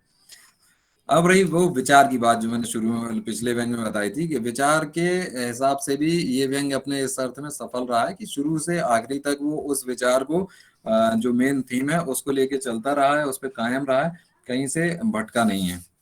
दूसरी बात है भाषा की। तो अभी जो मैंने आपके रमेश तिवारी जी का उल्लेख किया कि रमेश साहब आपने ही उल्लेख किया है कि व्यंग भाषा के द्वारा खेला जाने वाला एक साहित्यिक खेल है। तो मैं समझता हूँ ये आपने उसकी भाषा को लेके कहा, लेके कहा है, क्योंकि व्यंग में इस भाषा को लेके और बहुत सारी चीजें जो हैं वो बहुत अनिवार्य होती है, लेकिन चूंकि आपका भाषा को लेकर केंद्रित था तो ये बिल्कुल सही है। इस व्यंग में मौका सिंह के जो खेला है, मौका सिंह के खेला पर साहित्यिक खेल तो है, लेकिन भाषा के स्तर पर मुझे बहुत ज्यादा बांकपन जो होना चाहिए वो नहीं लगा। इसमें भाषा बहुत ही सीधी और सरल है, 100% हम इसको सपाट नहीं कह सकते हैं, लेकिन फिर भी जैसे जहाँ मुहावरों का प्रयोग, जैसे कि व्यंग्य को किसी उसको समृद्ध बनाते हैं। अब आप सीधे सीधे लिख रहे हैं कि नेता घड़ियाली आंसू बहाते हैं, या व्यंग में आप ये पंक्ति लिख रहे हो तो ये तो हर कोई जानता है कि नेता घड़ियाली आंसू बहाते हैं, इसको किसी न किसी दूसरे ढंग से इस बात को कहा जाना चाहिए। लेकिन फिर भी जो इसकी भाषा विषय के साथ साथ चलती रहती है, और भाषा बहुत सामान्य और एक कहना चाहिए कि एक प्राइमरी लेवल की भाषा या किसी नए लेखक की भाषा होने के साथ होने के उपरांत भी कहीं पे ऐसी खलती नहीं है। फिर ये विषय इतना अच्छा है, और इस छोटे से विषय में एक बड़ी, मैं कहना चाहिए कि बिल्ट इन दृश्यात्मकता है। मतलब वो जिस ढंग से स्टेप बाय स्टेप लिख रहे हैं कि वो गए, वो पुलिस को भी उद्वेलित करते हैं, प्रशासन है, ये सारी चीजें जो वहां पर हथकंडे होते हैं वो किए जाते हैं।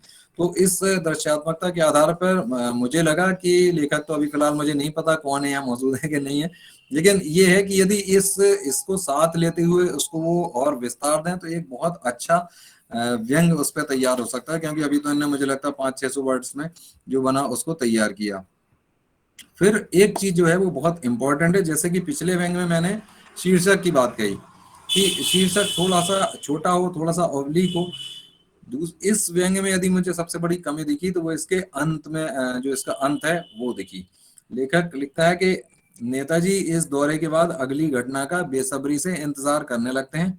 उन्हें यह समझ नहीं आता कि इस तरह की नौटंकी से काम नहीं बनने वाला है। फिर वो लिख रहे हैं कि ये पब्लिक है, सब जानती है। तो ये अंत थोड़ा सा निराश करने वाला है और लुढ़क कर एकदम सपाट हो जाता है। मतलब जैसे कि जो नैतिक कथाओं में होता है वैसा एक मॉरल ऑफ द स्टोरी पेश करने लगता है। तो ये व्यंग्य के लिए कम से कम रिक्वायर्ड नहीं है कि हम इस टाइप की चीज लिखें कि ये पब्लिक है, ये तो सब जानती है, क्योंकि पब्लिक तो देख ही रही है, हमको वो सारी चीजें उसी ऑब्लिक वे में लिखना चाहिए। अंत के उस पर से किसी भी व्यंग्य का अंत किस तरीके से हो, इस पर डॉक्टर ज्ञान चतुर्वेदी साहब ने तो एक पूरा मुझे ध्यान है 2019 का जो इंडिया टुडे का साहित्य वार्षिकी निकला था, तो उसमें अंत की गणंत नाम से पूरा उनका बहुत ही बढ़िया आर्टिकल था। भले वो उपन्यास को लेके था कि इतना सारा लिखने के बाद व्यंग्य का अंत कैसा हो, ये बहुत परेशान करने वाली चीज होती है और इसका बहुत ध्यान रखा जाना चाहिए। तो मैं समझता हूँ कि हर एक व्यंग्य के, जैसे अभी रमेश सैनी साहब ने बताया कैलाश मंडलेकर जी के व्यंग्य के अंत वाली बात करी, तो वो अंत कहीं ना कहीं महत्वपूर्ण तो होता है, क्योंकि यदि आप इतनी सारी लाइनों में कुछ एक अच्छी चीज पढ़ते आ रहे हो और लास्ट की 2 लाइन में फिर आपको लगे कि यार ये तो यहाँ लुढ़क गई चीज, तो वो फिर मजा खत्म कर देती है। तो अंत की गणंत आपसे थोड़ा बहुत लेखक महोदय जो भी हैं परिश्रम तो मांगती है। और बहरहाल मुझे लगा कि दोनों व्यंग्य जो हैं ये अपने अपने जिस विषय को लेकर लिखे गए हैं वो काफी हद तक बहुत अच्छे व्यंग्य हैं। Thank you so much. धन्यवाद मलय जी। आपने दोनों रचनाओं पर महत्वपूर्ण टिप्पणियां की। व्यंग्य की भाषा कैसी होना चाहिए उसके उदाहरण के साथ आपने बातचीत की। रमेश तिवारी जी का जो एक आलेख छपा व्यंग्य यात्रा में, उसका उदाहरण दिया। और व्यंग्य का शीर्षक कैसा होना चाहिए और अंत क्या होना चाहिए, दोनों महत्वपूर्ण हैं। व्यंग्य के शीर्षक से आप रचना पढ़ने के लिए प्रेरित हो सकते हैं, और व्यंग्य के अंत से आप सोचने पर मजबूर हो सकते हैं।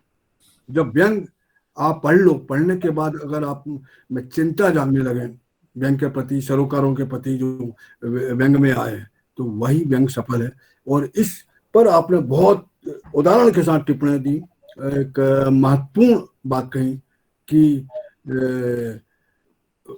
भाषा कैसी होता है, जैसे दूसरी रचना पे बोला मौके सिंह के बात में, तो उसके अंत का जो है कि व्यंग्य कभी भी समाज उद्धार का काम नहीं करता है, समाज की गलतियों को बताता है, उसके उपलब्धि या उसके निराकरण की बात नहीं करता है। निराकरण करने का काम समाजशास्त्रियों का, नेताओं का, दूसरी संस्थाओं का है। ऐसा व्यंग्यकारों का और सभी बड़े व्यंग्यकार थे उनका भी मानना है। तो यहाँ पर जो अंतिम बात कही गई कि पब्लिक सब जानती है, इस पे आपने एक महत्वपूर्ण टिप्पणी की। यह है व्यंग्य के लिए जरूरी नहीं है। और आज 8 रचनाओं पे बातचीत थी, हमारे 4 मित्रों ने बातचीत की। पहले मैं मलय जी ने जिस रचना पे बातचीत की उनके नाम बता दूं मैं। विवादित बयानों से बाज न आने वाले वीर सूर्य कुमार पांडे जी हैं, और मौका सिंह का पर्यटन मिशन ये प्रदीप कुमार दीक्षित जी का है। आज 8 रचनाओं पे बातचीत की, 4 हमारे मित्रों ने इन पर अपनी विचार रखे। किशोर अग्रवाल जी ने हो गए गंजे देश की चिंता में जवाहर चौधरी जी की रचना थी। पुरस्कार की आकांक्षा 2 कहानियां प्रभाशंकर उपाध्याय जी की रचना थी। अनुज खरे जी ने गमले में इतिहास शशिकांत शशि जी की रचना थी। मुलाकात मच्छरों के प्रधान से आत्माराम भाटी जी की रचना थी। श्रीमती चेतना भाटी जी ने शमशान घोटाले पर इकबालिया बयान कैलाश मंडलेकर जी की रचना थी। आदमी का एक दिन मुकेश जोशी जी की रचना थी। मलय जैन जी ने विवादित बयानों के बाज न आने वाले वीर सूर्य कुमार पांडे जी की रचना थी, और मौका सिंह का पर्यटन मिशन प्रदीप कुमार दीक्षित जी की रचना थी। इन रचनाओं पर चारों वक्ताओं ने बहुत विस्तार से और बहुत महत्वपूर्ण बातें की हैं। और मैं आज हमारे बीच में कुछ नए मित्र भी आए हैं। परवेश जैन जी पहली बार आए हुए हैं। मयंक पांडे जी पहली बार आए हुए हैं। मैं चाह रहा हूं कि इन रचनाओं पर कुछ बातें हमारे रमेश तिवारी जी बात करें संक्षिप्त में। मैं बहुत बहुत धन्यवाद सर। जो एक तो जो हम लोगों का ये जो प्रारूप है, जो रचनाओं के बहाने हम लोग बातचीत करते हैं और उसमें निरंतर हम लोग नए-नए लोगों को सुनना चाहते हैं, और उसका फ़ायदा जैसे आज हमने देखा कि कितनी सुंदर बातचीत और गंभीर बातचीत हुई, सार्थक बातचीत हुई, और बहुत सी बातों से मैं इसमें सहमत हूँ। जैसे अगर मैं मलय जी की बात करूँ, मलय जी ने जो शीर्षक वाली बात की, वो शीर्षक वाली बात बहुत ज़रूरी है हम सब लोगों को समझना। और शीर्षक के साथ जो उन्होंने बिल्कुल 3 खाँचे में भाषा, विचार, सरोकार की तरीके से उसको बाँट के और एक्सप्लेन किया। हमारे अनुज जी ने जैसे बात की, जो गमले में इतिहास, कई बार क्या होता है कि हम लोग इसलिए भी ये सुनना चाहते हैं कि जो हमें अच्छा लग रहा है वो केवल हमें ही अच्छा लग रहा है या और भी लोगों को अच्छा लग, तो टेस्ट भी पता चलता है, और ये अनुमान होता है कि हमारी सोच जो दिशा है सोचने की वो कैसी है, और अगर समानांतर सोच है तो उसमें क्या चीज है जो हम लोग मिस कर रहे हैं, या कौन सी चीज दूसरे से हम ले सकते हैं, कौन सी चीज हम छोड़ सकते हैं। जैसे अनुज जी ने बहुत सारी बातें की, और उसमें उन्होंने बताया भी कि जो पाठकीय प्रारूप के साथ पाठक के हैसियत से ही मैं अपनी टिप्पणी कर रहा हूँ, और बहुत अच्छे से उन्होंने उन चीजों को बताया। जो रचना को पढ़ते हुए, गमले में इतिहास रचना को पढ़ते हुए हम लोगों ने भी महसूस की, और जो आत्माराम भाटी जी की रचना पढ़ते हुए महसूस की। तो जितनी भी जैसे प्रभाशंकर उपाध्याय जी की जो रचना थी, तो ये अलग-अलग डायमेंशन की हम लोगों के चयन में हमेशा हम लोग कोशिश करते हैं कि अलग-अलग डायमेंशन की और पूरा एक अखिल भारतीय स्वरूप निकल के आए। अब जैसे एक एक शब्द आया ना, चिल्ला-चोट, तो मेरे जैसा पाठक चिल्ला-चोट शब्द से ही समझ जाएगा कि पाठ लेखक जो है वो मध्य प्रदेश का है। क्योंकि ये जो रीडर वाली बात जो आई ना, तो उस तरीके से कि ये यही एक पाठक की, सजग पाठक की, व्यंग्य का जो पाठक होगा वो उसके लिए सजगता अनिवार्य है। बिना सजग हुए वो मतलब कविता कहानी में आप सरसरी निगाह से पढ़ लेंगे, इसमें आप सरसरी निगाह से पढ़ेंगे तो मिस हो जाएगा, आप पकड़ नहीं पाएंगे। इसलिए हम लोग बार बार इन रचनाओं को और रचना पर विमर्श के रूप में रचनाओं को का चयन करना, इसी बहाने हम लोग ये 11वें मंथ में पहुंच गए, 11वें महीने में। जनवरी से हम लोगों ने 8 रचनाएं हर महीने चुनने का काम किया है और बहुत सी अच्छी रचनाएं, कुछ औसत रचनाएं, कुछ कमजोर रचनाएं जानबूझ के इसमें शामिल की जाती हैं, जिससे ये पता चले कि औसत रचना होगी तो किन खामियों से गुजरेगी, अगर कमजोर है तो उसमें क्या गड़बड़ी होगी और कोई रचना अच्छी क्यों हो जाती है। कोई रचना में क्या तत्व है जिससे वो रचना, जिसको लेकर अनुज जी ने कहा कि हमको वो याद कितनी रहेगी या पाठक के लिए उसमें क्या है।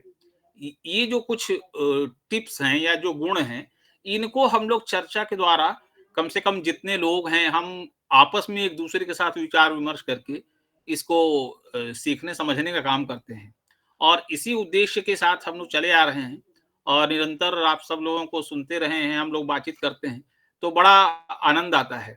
आज भी आप लोगों ने इतनी महत्वपूर्ण बातें की और बहुत मुश्किल है मलय जैन को पकड़ना और अनुज खरे को पकड़ना। मलय जैन को पकड़ना तो और मुश्किल है, वो तो खुद ही पुलिस वाले हैं। मलय जी बहुत बिजी आदमी है, मैं तो फ्री हूँ फिर भी। मलय जी बहुत busy आदमी है। मलय जी तो खुद पकड़ते हैं लोगों को। तो मलय जी को पकड़ना तो सचमुच मुश्किल है, लेकिन अनुज खरे को भी पकड़ना बहुत मुश्किल है। नहीं मैं सर, अनुज खरे की व्यस्तता इतनी है और वो वास्तविक जीवन की व्यस्तता है, ऐसा नहीं कि कोई दिखावा वाली व्यस्तता है, वास्तव में व्यस्तता है।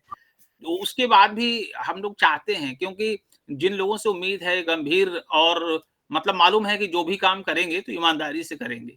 ईमानदारी सर्वोत्तम नीति है, इससे बेहतर कुछ हो नहीं सकता। तो इसलिए मुझे लगता है कि जो ईमानदार आवाजें हैं, ईमानदारी से जो लोग अपनी राय रखें, ऐसे लोगों को हम लोग सुनना चाहते हैं, बिना किसी लाग लपेट के सुनना चाहते हैं। और अच्छी आज बात लगी कि आज सारी बातें बिना किसी लाग लपेट के जो आप लोगों ने महसूस की वो रखी। इसलिए मुझे ये मतलब इन अंकों में जो हमारा प्रारूप बना हुआ है उसमें ये एक आज का जो आयोजन है वो एक महत्वपूर्ण उपलब्धि की तरह है।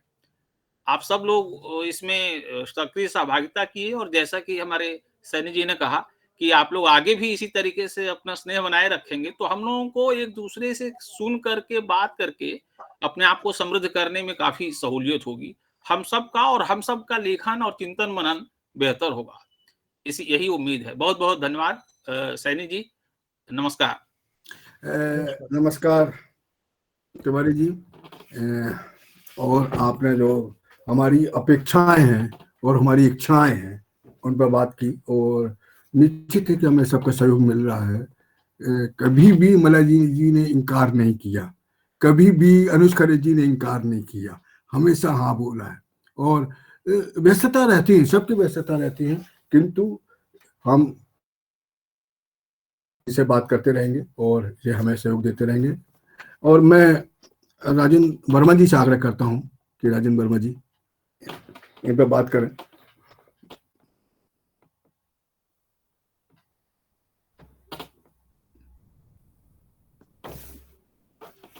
नमस्कार सभी को। पता नहीं क्या मेरे सिस्टम में कुछ आवाज बहुत स्लो आ रही है। मेरी आवाज आ रही है उधर सही? नहीं, बिल्कुल सही आ रही है आपकी आवाज। अच्छा, पता नहीं आप लोगों की आवाज बहुत स्लो आ रही थी, मैं बहुत कान लगा के सुना मैंने, लेकिन ये कि बातें इतनी गंभीर थी कि जो है अनुज जी की खास तौर से, तो मुझे बहुत अच्छा लगा कि मैं अकेला यहाँ नहीं हूँ और भी लोग हैं हमारे साथ। तो ये बात मुझे बहुत अच्छी लगी। अनुज ने बहुत ही मन की बात कही मेरे, जो मैं अक्सर कहता रहता हूँ कि देखिए अच्छाइयों के बारे में तो दुनिया है, आपके मित्र लोग हैं, आपको खुद ही अपनी रचना अच्छी लगती है किन्हीं कारणों से, तो अच्छाई पर चर्चा करने की जरूरत नहीं है। जरूरत जो कमियां हैं रचना की उस पर जरूरत है। और ये हम लोग बार बार इस बात पर जोर देते आ रहे हैं कि रचना कैसी होनी चाहिए। तो रचना वही है जो अभी तमाम बातें निकल के आई, मैं उनको दोहरा देता हूँ एक बार फिर से अपने शब्दों में, कि भाई रचना ऐसी हो कि 2, 4, 5 लाइनें पढ़ने पर वो पढ़वा ले। वो ये नहीं कि पाठक जो है उसको पढ़ना पलट दे रहे बेकार है। को ऐसी भाषा हो, ऐसी बात हो, ऐसा विषय हो जो शुरू से बांध ले पाठक को। तो ये एक जो है, चाहे व्यंजनापूर्ण भाषा हो, पूरा पुराना विषय हो, उसको नए ढंग से ट्रीटमेंट आगे किया जाएगा, वो तो पता लगेगा कि आगे चल के। लेकिन ये कि जो आकर्षक शैली में जब शुरुआत होती है तो किसी पुराने विषय को भी तो पाठक को पढ़ता है और रचना पढ़वा लेती है। और विषय नए नए करना और लाना सामने, ये तो खैर बहुत चुनौतीपूर्ण कार्य है। और घिसे पिटे विषयों पर मैं समझता हूँ कि 50 सालों से जो लिखा जा रहा है, तो मैं नहीं समझता हूँ कि जितना अगर लिख दिया गया है, अगर राजनीति की बात करें, समाज की बात करें, तो हाँ ये है टेक्नोलॉजी वगैरह का जो इधर नया एक आई है बातें, उनसे कुछ विसंगतियां पैदा हुई हैं। उनको छोड़ के बाकी तमाम जो सामाजिक विसंगतियां, राजनीतिक विसंगतियां हैं, और उन सब पर तो खूब लिखा जा चुका है, और लगभग हम लोग सब वही रिपीट कर रहे हैं, खुद भी और दूसरों से भी देख रहे हैं। तो बहरहाल एक तो ये है कि भाई जो सबसे बड़ी चुनौती है वो ये है कि हम क्या लिखें और कैसे लिखें। और शीर्षक वाली बात भी बहुत महत्वपूर्ण है। अभी तमाम शीर्षक ऐसे हैं कि व्यंग का शीर्षक लगता ही नहीं, शीर्षक ही तय करवा लेता है कि इसको पढ़ना है। किसी पत्रिका में 4-5 रचनाओं के शीर्षक आप देखें, कहानी की किताब हो, व्यंग की किताब हो, निबंधों की किताब हो, आप जो शीर्षक से ही सबसे पहले आप जो है रचना पढ़ना शुरू करते हैं। तो व्यंग के मामले में तो शीर्षक बहुत ही महत्वपूर्ण है, इसलिए कि भाई व्यंग में तो ऐसा शीर्षक होना चाहिए कि जो तुरंत ही पकड़ ले, भाई इसको देखें क्या कह रहा है ये। तो ये एक बहुत चुनौतीपूर्ण कार्य है, और मैं समझता हूँ व्यंगकारों को शीर्षक पर अलग से थोड़ी मेहनत करनी चाहिए। रचना पर तो खैर मेहनत तो अपना जितना उनके संभव है करते ही करते हैं, लेकिन यह शीर्षक पर भी एक दो लोगों से राय लेनी चाहिए कि ये शीर्षक रख रहे हैं कैसा लग रहा है, तब फिर उसको फाइनल किया जाना चाहिए। और अंत वाली जो बात है वो तो है ही है कि उसमें जो बातें आई हैं उसका सरोकार क्या है। जो सबसे बड़ी चीज यही है कि आप जिस लिए इतना उद्यम कर रहे हैं, अपना टाइम बर्बाद कर रहे हैं, बर्बाद से मतलब ये कि इन्वेस्ट कर रहे हैं और दूसरों को भी आप पढ़वा रहे हैं, तो कहीं ऐसा ना हो कि ये लगे रचना समाप्त करने के बाद कि क्या यार टाइम बर्बाद हो गया। जैसा कि आपका लेखन का बर्बाद हुआ वैसे ही वो पाठक का बर्बाद हुआ। तो ये एक सबसे बड़ी चुनौती है कि हम कुछ दे पाए रचना के माध्यम से, जो सरोकार है, जो विचार है, जो हम जिसके लिए रचना करते हैं, और जो एक व्यंग का सीधी सीधी बात है, 50 बार कही जा चुकी है, और हम समझते हैं सबके मन में ये बात बैठी हुई है कि व्यंग का काम क्या है। व्यंग काम क्या है? व्यंग का सीधे सीधे एक समाज की आलोचना है, एक नियमों की, एक जो है व्यवस्थाओं की एक रिव्यू है ईमानदार की, उसमें क्या हो रहा है, क्या गलत हो रहा है, और अगर जो गलत हो रहा है तो उसको कैसे हम उद्घाटित करें, कौन सी गलती है, किस प्रकार की गलती है। तमाम तो ऐसी चीजें गलत होती रहती हैं जिसको हम सही मान बैठते रहे, और उसमें से गलतियां, क्योंकि हम भी वो फॉलो करते हैं तो लगता है उसमें कोई गलत नहीं है, लेकिन वो गलत होता है। तो तमाम बातें ये है कि हम स्वयं जिस विचारधारा पर, जिन संस्कारों पर, जिन मान्यताओं पर चलते हैं व्यक्तिगत जीवन में, उनमें भी खामियां होती हैं और हमें उस पर भी नजर डालते रहना चाहिए। और मैं समझता हूं कि एक व्यंगकार के नाते हमें सबसे पहले अपने आसपास और स्वयं को भी कसना चाहिए एक व्यंगकार के रूप में कि आखिर मैं क्या हूँ, मेरा चरित्र क्या है, मेरा पात्र क्या करता है, कैसे रहता है, क्या बोलता है, क्या रिएक्ट करता है, क्या दूसरों से चाहता है और क्या खुद करता है। तो ये शुरुआत यहाँ से मैं समझता हूँ कि व्यंगकार को अगर हो, व्यंगकार यहाँ से करे, उसके बाद धीरे धीरे अपने आसपास और पूरे वातावरण में देखे, चाहे व्यवस्थागत, चाहे सामाजिक, चाहे राजनीतिक, चाहे धार्मिक, या और भी सामाजिक संस्थाएं जो इन मान्यताओं को लेकर के झंडा बुलंद करती रहती हैं, तो ये सब हमारे निशाने पर होना चाहिए। और मैं समझता हूँ कि बहुत ही अच्छे ढंग से ये बातचीत हुई है, और ये मंच पे हमेशा अच्छी बातों के लिए ही बुलाया जाता है, लोगों को कहा जाता है, और मैं समझता हूँ कि ये बहुत सार्थक काम हो रहा है। और मंच पर सभी लोगों को सुना मैंने, आपने हमें सुना, इसके लिए मैं बहुत बहुत धन्यवाद। बहुत बहुत धन्यवाद वर्मा जी। आपने एक महत्वपूर्ण बात की, जिन मान्यताओं पर चलते हैं हम, उनमें भी खामियां रहती हैं, उन पर भी बात होनी चाहिए। यही एक व्यंग्य का मूल सरोकार है, मूल उद्देश्य है। मैं अब मधु आचार्य जी से आग्रह करता हूं कि मधु आचार्य जी अपनी बात रखें। जी सर, नमस्कार। नमस्ते सर। मैं, क्योंकि मेरे को ये सूचना कल मिली थी इस आयोजन की, तो उसमें अनुज खरे का नाम देखकर बहुत प्रसन्न था, क्योंकि मेरे साथी हैं भास्कर के। तो मैं लंबा काम किया हम लोगों ने साथ में। प्रखर पत्रकार के रूप में तो जानता ही था, व्यंगकार के रूप में केवल पढ़ता रहा था, क्योंकि वर्षों से हम रूबरू नहीं हुए थे। हाँ, तो मैं सुनना चाह रहा लंबा था। समय हो गया। बिल्कुल, बहुत लंबा समय हो गया भाई। तो मेरी बड़ी रुचि थी, क्योंकि मैं आरंभ से देखता था जब जर्नलिज्म में हम थे।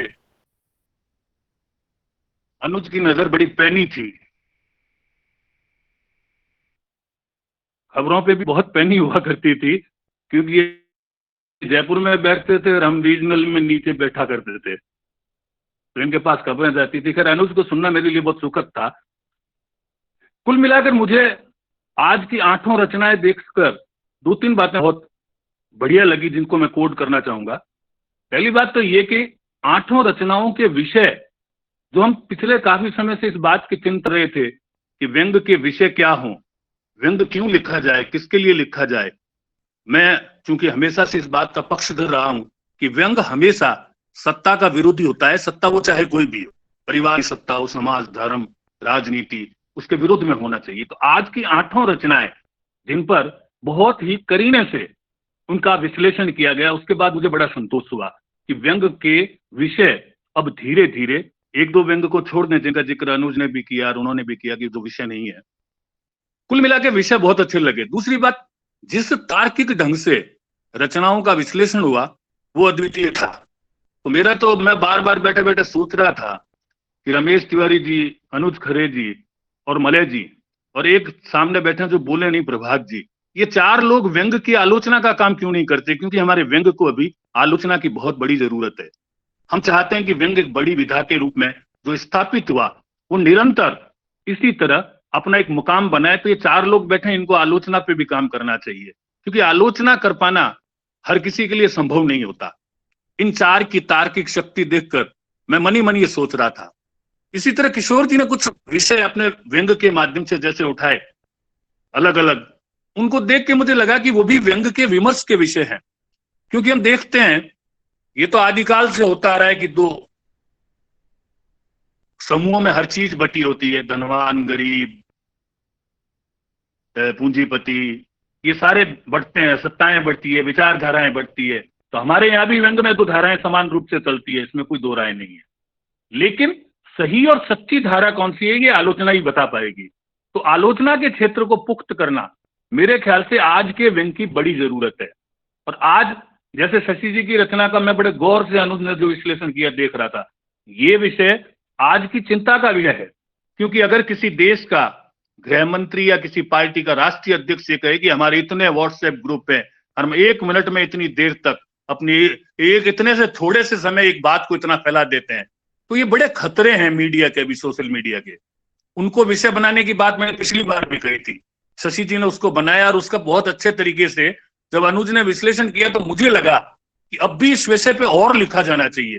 क्योंकि ये यूनिवर्सिटी इतनी घटिया है, इतनी बेकार है कि मैंने अपने इस आसपास के इलाकों में देखा है कि लोग उससे कई बार आंदोलन से जुड़ जाते हैं, अकारण एक नई समस्या खड़ी कर देते हैं। तो ये सारा संभव किस लिए हुआ? शशि जी ने तो रचना लिख दी, लेकिन अगर उसकी सही आलोचना नहीं होती तो शायद ये इतनी कम्युनिकेट नहीं होती। तो आलोचना की जरूरत है। मैं आज केवल रचनाओं के बजाय इतना ही कहना चाहूंगा कि व्यंग्य आलोचना के क्षेत्र को भी पुष्ट करने की जरूरत है और कम से कम व्यंग्य धारा को इस दिशा में जरूर पहल करनी चाहिए। और आज के 4 मैं कहूंगा आलोचकों को, विश्लेषकों को बहुत बहुत बधाई देता हूं कि 8 रचनाएं जो मैंने नहीं पढ़ी हुई, लेकिन 8 की 8 ईमानदारी से मुझे पूरी की पूरी कम्युनिकेट हुई, उसके लिए मैं इन चारों को बहुत बहुत बधाई देता हूं, धन्यवाद। और अनुज को बहुत बहुत शुभकामनाएं, अरसे बाद मैंने खुद देखा। धन्यवाद सर, आपसे भी मुलाकात हुई और मुझे बहुत अच्छा लगा। काफी लंबे समय बाद, मतलब कहाँ, मेरे ख्याल से 15 साल पहले बीकानेर बिल्कुल। में ही मुलाकात हुई थी हमारी। उसके बाद बस फिर बिल्कुल सर। कभी जयपुर में एक आध बार मुलाकात हुई और ऐसा अच्छा लगा इधर आज बड़ा देख के आपको। और बड़ी बात यह है मैंने तो आपका कि फोटो देखते ही तय कर लिया था कि कल मैं चाहे कोई काम हो पूरी सुनूंगा, आपको सुनना था मुझे। अरे सर, मतलब मुझे तो अच्छा लगा देख के सर। और इतने वरिष्ठ लोगों के सामने मुझे बोलने का मौका दिया गया, इसके लिए तो मतलब मुझे लग रहा था कैसे बोलूं, क्या बोलूं। फिर अंत एक ही फॉर्मूला काम आया कि जो रीडर सोचता है वही बोल दो और बाद में माफी मांग लो, क्योंकि वो रीडर ने बोला था। नहीं, अनुज सर ने माफी नहीं की बोला जरूरत था। ही नहीं है, अपन तो अभ्यस्त हैं गालियां खाने के, माफी के नहीं है। नहीं, इसीलिए सर कि मैंने कहा कि रीडर सच बोलेगा, अनुज करे माफी मांग लेगा बाद में। धन्यवाद। धन्यवाद अनुज जी, धन्यवाद मधु जी। मतलब व्यंगधारा का ये काम, यह भी हमें आज पता चला कि बिछड़ों को मिलाती है और एक सार्थक बहस के माध्यम से मिलाती है, एक सार्थक माध्यम के साथ मिलाती है। निश्चित है कि आज की जो गोष्ठी में बहुत सी महत्वपूर्ण बातें हुई और एक हमको भी बड़ा एक संतुष्टि महसूस हो रही कि जो रचना पे बातचीत हो रही है, जो बहस हो रही है, तो कहीं ना कहीं हमें व्यंगधारा का अर्थ अब समझ में आने लगा है कि व्यंगधारा क्या है और व्यंग्य के बारे में हम लोग क्या सोचते हैं। आज हमारे बीच में पहली बार परवेश जैन जी जुड़े हैं। अगर वो परवेश जैन जी कुछ कहना चाहते हैं तो अपनी बात रख सकते हैं।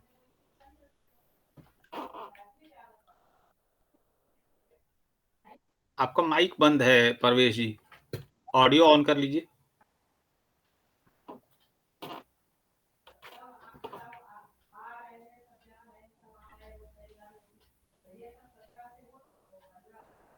हाँ, आवाज नहीं आ रही, आपका माइक ऑन करिए। ऑडियो ऑफ है आपका। अभी भी माइक अनम्यूट नहीं हुआ है, आपका माइक म्यूट है अभी, आपकी आवाज नहीं आ रही है।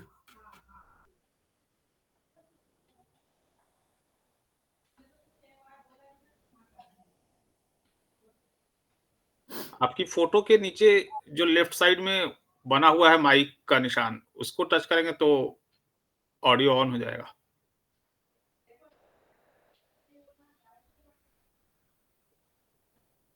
आप लैपटॉप पर हैं या मोबाइल पे?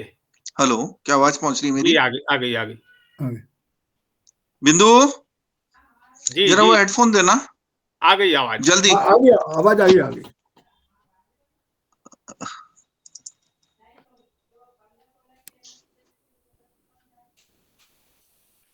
हाँ परवेश जी बोलिए, आपकी आवाज है।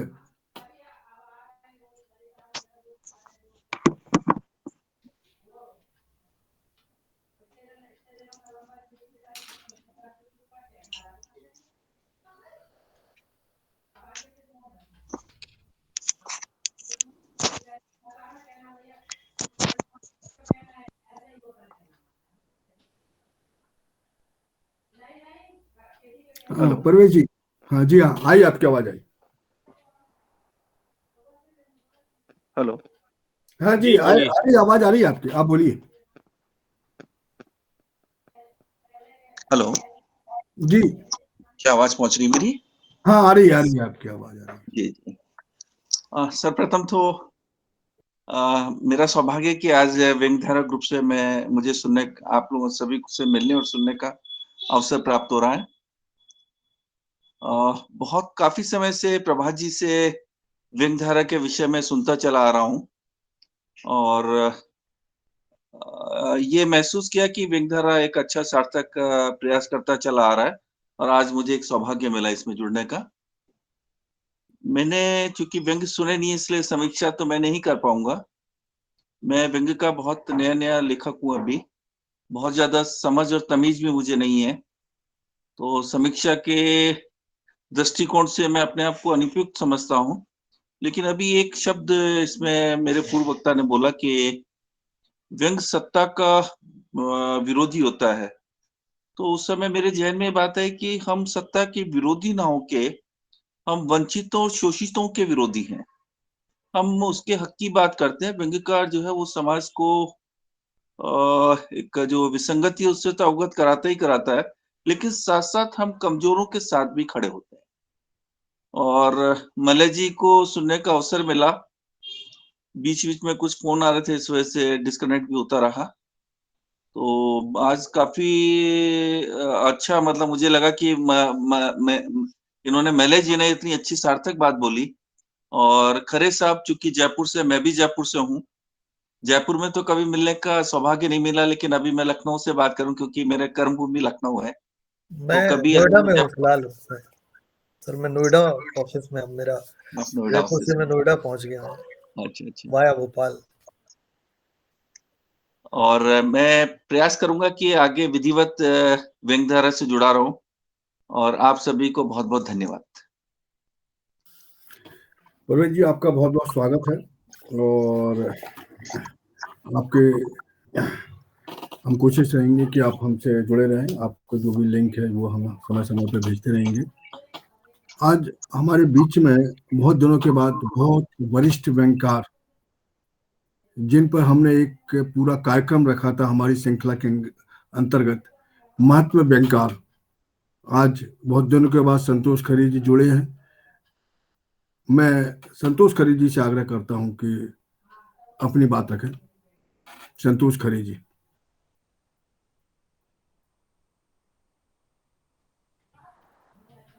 संतोष खरे जी के साथ वो माइक ऑन ऑफ करने वाली उनको दिक्कत आती है। वैसे एक बार कोशिश करें संतोष खरे जी। हेलो जी जी हाँ। हेलो, आवाज आई क्या? जी जी हाँ आ हाँ, रही आवाज आ रही है आपकी। आ रही है? जी हाँ। आ रही। तो जी हाँ, ये सही बात है सैनी जी कि मैं बहुत दिनों के बाद मैं आज व्यंग्यधारा से जुड़ पाया हूँ और इसका कारण निश्चित रूप से मेरी व्यावसायिक व्यस्तताएं हैं। आप तो जानते ही हैं कि मेरा व्यवसाय कौन सा है, बताने की ज़रूरत नहीं है। कहीं बाहर जाना, कहीं ये आ गया, कहीं क्लाइंट आ गया, कहीं कुछ हो गया। तो मुझे खुद इस बात का हर इतवार को मुझे लगता था कि मैं जुड़ नहीं पा रहा हूँ, ये बड़ा गड़बड़ है, जबकि मेरी इच्छा रहती है। आज भी मैं काफ़ी विलम्ब से जुड़ पाया हूँ। करीब 4:15 बजे मैं व्यंग्यधारा से जुड़ पाया। तो लेकिन फिर भी सैनी जी ने मुझे फिर से आज बोलने के लिए बोल दिया, जबकि मेरी इस बात पर उनसे पहले भी काफ़ी वाद-विवाद और कहना चाहिए झगड़ा हो चुका है कि कृपया मुझसे बोलने के लिए ना कहा करें, क्योंकि मैं बोलने में बड़ा कमज़ोर हूँ। लिखने में जैसा हूँ, जो कुछ भी हूँ, वो तो आपके सामने है, लेकिन बोल नहीं पाता। बाकी चूँकि रचनाओं को तो मैं सुन नहीं सका और लोगों ने जो समीक्षा की है, उसको ज़रूर सुना है और बहुत सी ऐसी बातें सुनने को मिली, जो व्यंग्य के लिए काफ़ी महत्वपूर्ण है। जैसे राजेश वर्मा जी ने शुरू में कहा कि शीर्षक ऐसा होना चाहिए कि जिसको पढ़ के लोगों की उसको पढ़ने की इच्छा हो, उसके बाद उसका विषय और फिर उसके बाद अंत। मतलब उन्होंने रचना की पूरी पोस्टमार्टम ही कर डाली कि व्यंग्य में शीर्षक, उसके बाद विषय और उसके बाद अंत, 3 ही तो बातें होती हैं। तो बहरहाल लेकिन जो ये एक अच्छी बात थी और भी मलय जैन जी को थोड़ा-सा मैंने सुना था और भी लोगों को सुना है थोड़ा-सा। लेकिन अब मैं क्या कहूँ, चूँकि रचनाओं को तो मैं सुन नहीं सका। समीक्षा, जैसा कि सभी लोग महसूस कर रहे हैं कि व्यंग्य में समीक्षा की बहुत कमी है और उस कमी का एक पात्र मैं भी हूँ। मैंने व्यंग्य की समीक्षा शायद ही आज तक कोई की हो। लोगों की समीक्षा पढ़ता ज़रूर हूँ, ख़ास तौर से जो व्यंग्य यात्राएँ में जो समीक्षा आती हैं, वो पढ़ने लायक होती हैं और व्यंग्यधारा में जो समीक्षाएँ होती हैं, वो सुनने लायक होती हैं। तो मैं इनको सुनता रहता हूँ, पढ़ता रहता हूँ। बहरहाल आपने फिर मुझे आज बोलने को कह दिया। हो सकता है मेरा बोलना किसी को लगा हो कि क्या ये बोल रहे हैं, क्या कह रहे हैं। तो इसके लिए सैनी जी को बहुत-बहुत धन्यवाद।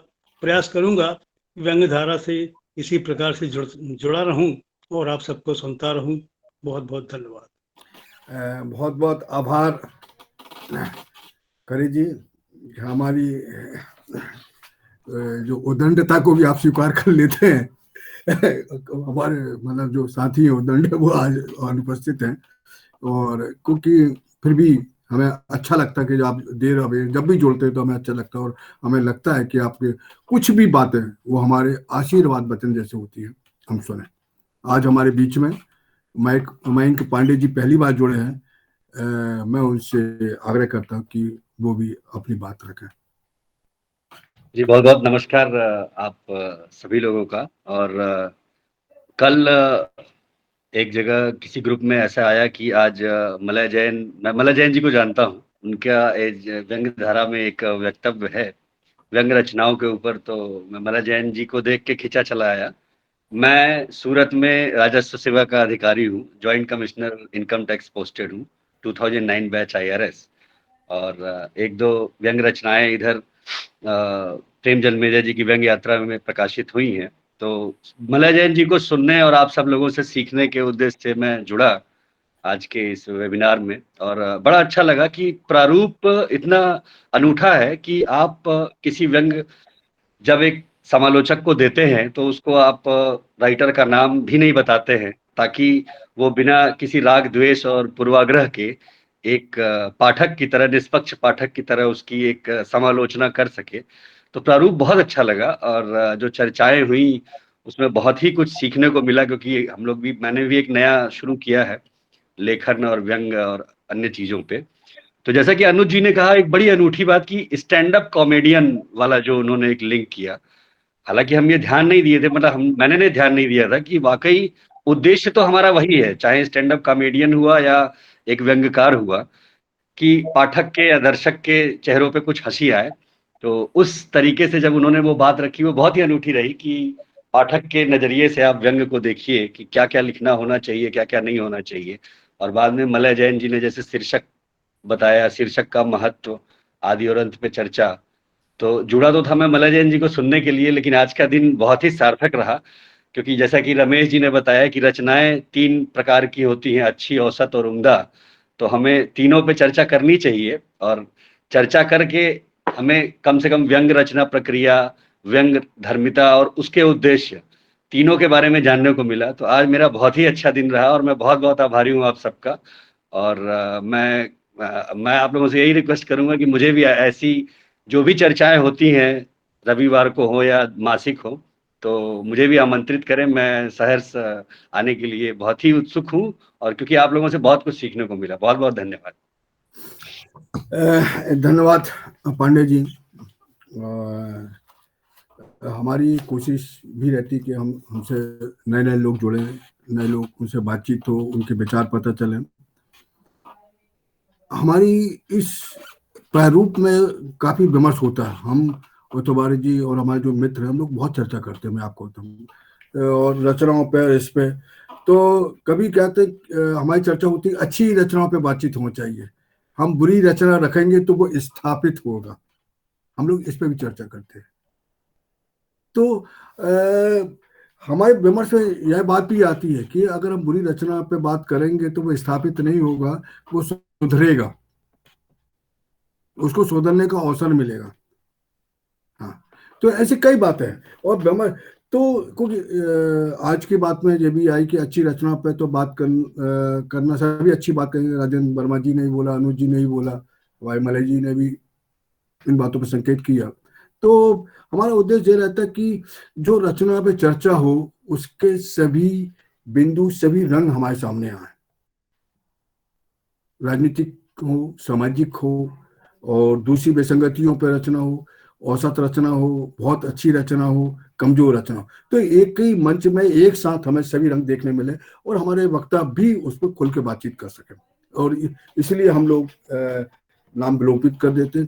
इस पर भी हमारी बहुत चर्चा हुई कि आप नाम दो, या उस रचना को पहले आप डाल दीजिए। तो थोड़ा हम लोग जिद्दी भी है, हमने मित्रों की बातों को थोड़ा सा नहीं माना, और आज हमें लग रहा है कि हमारी वो जिद सही थी। बिल्कुल बिल्कुल बिल्कुल सही। हाँ जी। और अब इस समय काफी हो रहा, 5 बज रहे हैं। मैं आभार प्रदर्शन की ओर चल रहा हूँ। हमारे मित्र टीकाराम साहू जी से आग्रह करता हूँ कि आज की गोष्ठी का वो आभार प्रदर्शन करें। टीकाराम साहू जी।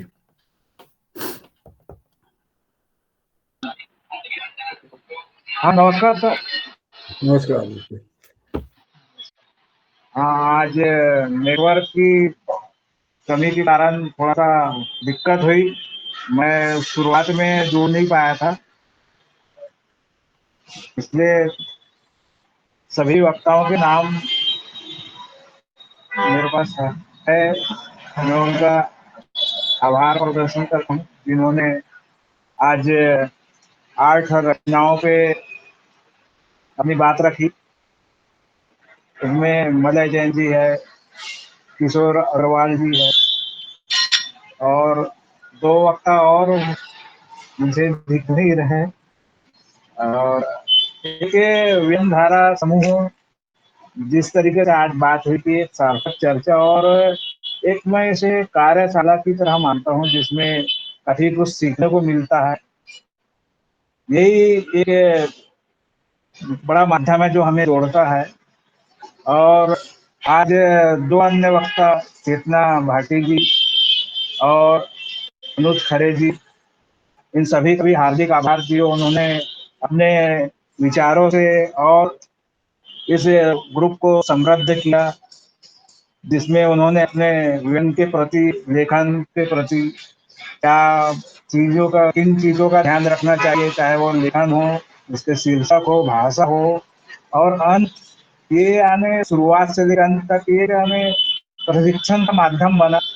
इसके लिए मैं सभी वक्ताओं का हार्दिक आभार। और आज के सर्वप्रथम संयोजक है हमारे रमेश तिवारी जी और रमेश सैनी जी, उन्होंने इस ग्रुप के माध्यम से हम सभी को जोड़ा, मैं उनका भी आभार मानता हूं। और आज हमारे कार्यक्रम में डॉक्टर तिलेंद्र अरोड़ा जी और मयंक पांडे जी ने भी इसमें भाग लिया, राजेंद्र वर्मा जी, मधु आचार्य, आशावादी जी, परवेज जैन जी, संतोष खरे जी, मयंक पांडे जी, इन सभी का भी हार्दिक आभार।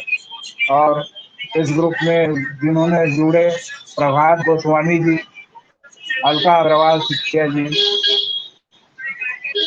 आत्माराम भाटी जी, डॉक्टर वीरज सिंह खरबंदा जी और कुमार सुरेश जी, प्रभाशंकर उपाध्याय जी, रेणु देवपुरा जी, और कुछ हो सकता है कि छूट गए हों तो माफी चाहता हूँ क्योंकि काफी विलंब से जुड़ा मैं।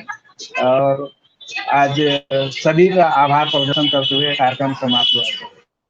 धन्यवाद टीकाराम जी।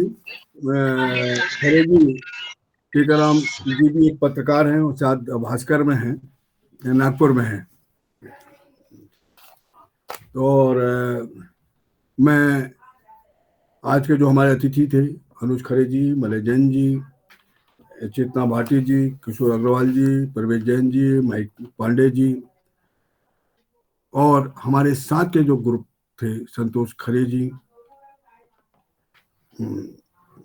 और राजेंद्र वर्मा जी और तमाम मित्र, प्रभात गोस्वामी जी और जिनके रेणु देवपुरा जी जो हमेशा सक्रिय रहती हैं, अलका श्रीवास्तव जी, अलका अग्रवाल जी, ऐसे तमाम लोग हैं। मैं महेंद्र ठाकुर जी, किशोर अग्रवाल जी, ऐसे लोग हैं जो जिनकी हमें ऊर्जा और शक्ति से यह व्यंग धारा हमेशा पल्लवित हो रही है। मैं पुनः सब मित्रों का, सब अतिथियों का हृदय से आभार व्यक्त करता हूँ और आज की गोष्ठी की समाप्ति की घोषणा करता हूँ। धन्यवाद। बहुत बहुत धन्यवाद। बहुत बहुत धन्यवाद आप सभी का। धन्यवाद सर।